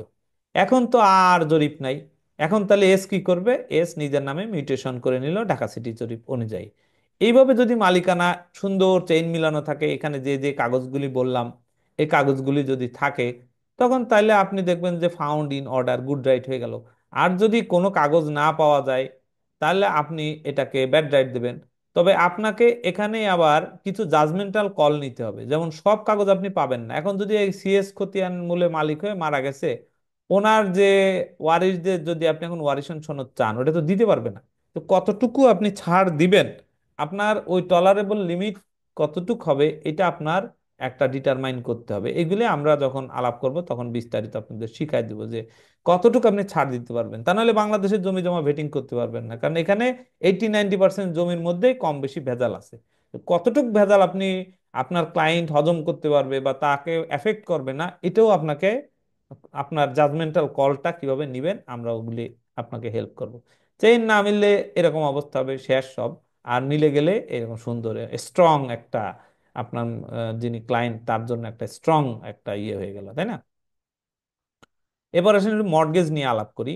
মর্টগেজটা হচ্ছে একটা ব্যাংকে যখন লোন নেওয়া হয়, লোনের বিপরীতে একটা সম্পত্তি জামানত রাখা হয়, এটাকেই মর্টগেজ দলিল বলা হয়। আমরা বাংলায় জানবো, এর আরো তাত্ত্বিক যে ডেফিনেশন টেফিনেশন এগুলি আমরা ইয়েতে শিখবো। মর্টগেজ কয় রকম একটু আগে আলাপ করেছি। এখন এই ব্যাংকে মর্টগেজ নেওয়া হয়, আর নেওয়া হয় পাওয়ার of attorney. Power of attorney আবার কয়েক ধরনের আছে, শুধু ব্যাংকের জন্যই যে পাওয়ার অফ অ্যাটর্নি হয় তা না। পাওয়ার অফ অ্যাটর্নি হচ্ছে কোনো ব্যক্তিকে যদি আপনার জমির উপরে কোনো ধরনের কোনো পাওয়ার দিয়ে থাকেন, এটাকে পাওয়ার অফ অ্যাটর্নি বলে। এটা কয়েক রকম হয়, যেমন হয় আম মোক্তার, খাস মোক্তার। মানে যদি সব ধরনের ক্ষমতা দিয়ে দিয়ে থাকেন তাহলে হয় আম মোক্তার। আর যদি তাকে বিশেষ কোনো ক্ষমতা দেন তাহলে হয় খাস মুক্তার। এগুলি কিন্তু ডিড দেখিয়ে দেখিয়ে আপনাদেরকে পড়াবো, এখন জাস্ট একটু জানাচ্ছি আপনাদেরকে। আবার এটা হতে পারে general power of attorney, irrevocable power of attorney. General power of attorney কি? জেনারেল পাওয়ার অফ অ্যাটর্নি হচ্ছে কোনো ব্যক্তিকে আপনি মনে করেন যে আহ, আহ, ব্যাপক ক্ষমতা দিলেন না, কি মানে ক্ষমতাটা একটু সীমিত থাকলো। আর ইররিভোকেবল পাওয়ার অফ অ্যাটর্নি দিলে এটা irrevocable in nature. General power of attorney থেকে ক্ষেত্রে যদি একজন দাতা হয়, দাতা যদি মারা যায়, তাহলে কিন্তু পাওয়ার দলিলটা বাতিল হয়ে যাবে।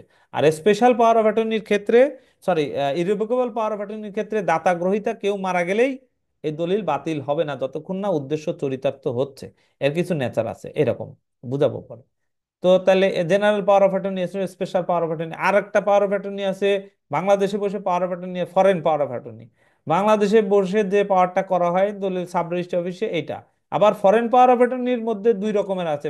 এটা আপনার 14-15 সালের আগ পর্যন্ত একরকম ছিল, এরপরে আবার আরেক রকম হয়ে গেছে, দুইটা ক্যাটাগরি। এইগুলি সবই আমরা কোন দলিল দেখতে কেমন কি কি বিষয় থাকে প্র্যাকটিক্যালি আপনাদেরকে আমরা শিখাবো, পাওয়ারটা এরকম করা হয়।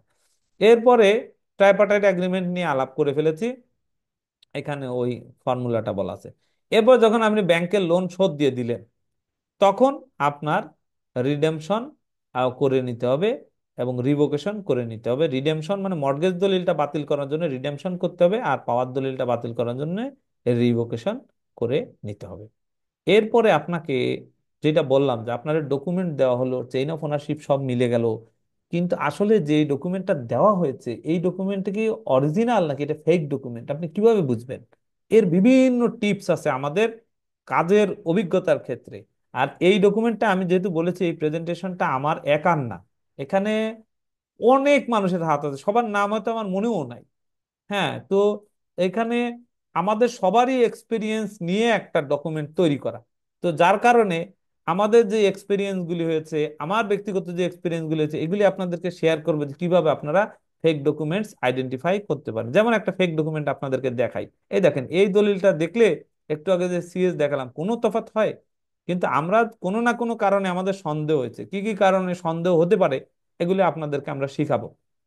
সন্দেহের পর যখন আমরা নিজেরা অরিজিনাল পর্চা তুললাম অরিজিনাল সইয়ের সাথে, এই সইগুলি দেখেন, এগুলো আমরা চেক করে ফেক পাওয়ার পরে এই যে সিগনেচার মিলে না, এই যে বিকাশ রঞ্জনের একটা দেখাই, এই যে সিগনেচারটা কেমন, আর এখানে বিকাশ রঞ্জনের সিগনেচারটা কেমন করেছে, এই পেটের ভিতরে টান দিয়ে নিয়ে আসছে, এটা কিন্তু এমন না। তো এরকম আমরা অনেক কিছু দেখে বলতে পারি। তা আমাদের একটা সময় হয় কি, এগুলি দেখে দেখে দেখে দেখে আমাদের এখন একটা জিনিস আমরা চোখের দেখা দেখলে মানে পাতা উল্টাতে উল্টাতে এখন এমন হয়েছে যে যেখানেই সমস্যা আছে ওখানে চোখ দিয়ে আটকে যায়। তো আমাদের যারা ক্লায়েন্ট আছে তারা আমাদের প্রতি এমন একটা ট্রাস্ট হয়েছে যে মনে হয় যেন আমরা কোনো জাদু টাদু জানি, যে আমি যদি মুখ দিয়ে বলি তাইলেই তা না, সে মানে খুশি, যে মানে অথবা সে মনে করে যে ওনার কাছে দিলে ধরে ফেলবে খারাপ কিছু থাকলে। কেন? কারণ এই যে আপনার প্র্যাকটিস থেকে, শেখা থেকে, নলেজ গ্যাদার করা থেকে, আমার ফেক ডকুমেন্টের ডাটাবেস থেকে আমি যে অভিজ্ঞতাটা পেয়েছি, ওইটার আলোকেই কিন্তু আমি পারি। There is no rocket science. ওটা আপনাদের সাথে শেয়ার করব, আপনারা কাজ করতে করতে আপনাদের ব্যক্তিগত অভিজ্ঞতা দিয়ে হয়তো আমার থেকে আরো ভালো আপনারা শিখে যাবেন, আরো ভালো করবেন, আরো জানবেন, আমার থেকে বেশি জানবেন, তাই না? এইভাবে আপনাদের হাতে আমরা শেয়ার করব। এখন যখন লোনটা একটা ব্যাংকের ক্ষেত্রে, এটা আমাদের আসলে বেসিক ইয়ের পার্ট না, ল্যান্ড ডকুমেন্টের পার্ট না, কিন্তু এটা আবার একটা মানে ইয়া আছে, ওই যে মর্টগেজ পাওয়ার বললাম। তো মর্টগেজ পাওয়ার যখন আপনার দেওয়ার পরে লোন শোধ দিচ্ছে না, তখন এই লোনটা স্পেশাল অ্যাসেট ম্যানেজমেন্ট বা রিকভারি আদায় করার চেষ্টা করবে, না পারলে এনআই অ্যাক্টে আর অর্থ ঋণে মামলা করবে, অর্থ ঋণে কিভাবে বিক্রি করবে, হালকা কিছু এখানে বলবো। আর এটার উপরে আমরা আমাদের আলাদা একটা ট্রেনিং সেশন সামনে রাখবো, সেটাতে আপনারা এনরোল করে বিস্তারিত এখান থেকে জানতে পারবেন। তো আজকে আমরা এই পর্যন্তই, আমাদের ট্রেনিং সেশনটা মানে আমাদের ফ্রি সেমিনারটা থাকছে এখানে। আমরা এখন যেটা করব, আমরা এখন যারা ইয়েতে করেছেন, আগে থ্যাংক ইউটা দেখাই, হ্যাঁ। তো আমরা আমাদেরকে যারা ইয়েতে প্রশ্ন করেছেন সেটার আগে উত্তর দেই, দেওয়ার পরে আমরা হচ্ছে আপনাদের যারা যাদের প্রশ্ন আছে হ্যান্ড রেইজ করবেন প্লিজ। হ্যান্ড রেইজ করলে আমি ফ্লোর দিব, আপনারা প্রশ্ন করবেন। যাদের যাদের মনে প্রশ্ন আছে please raise your hand, I will answer your question until you are satisfied. Okay? তো এখানে কে কে প্রশ্ন করেছেন দেখি তো। একজন লিখেছেন আমার একটা প্রশ্ন ছিল, মুহাইমিন, হ্যান্ড রেইজ করে প্রশ্ন করেন প্লিজ।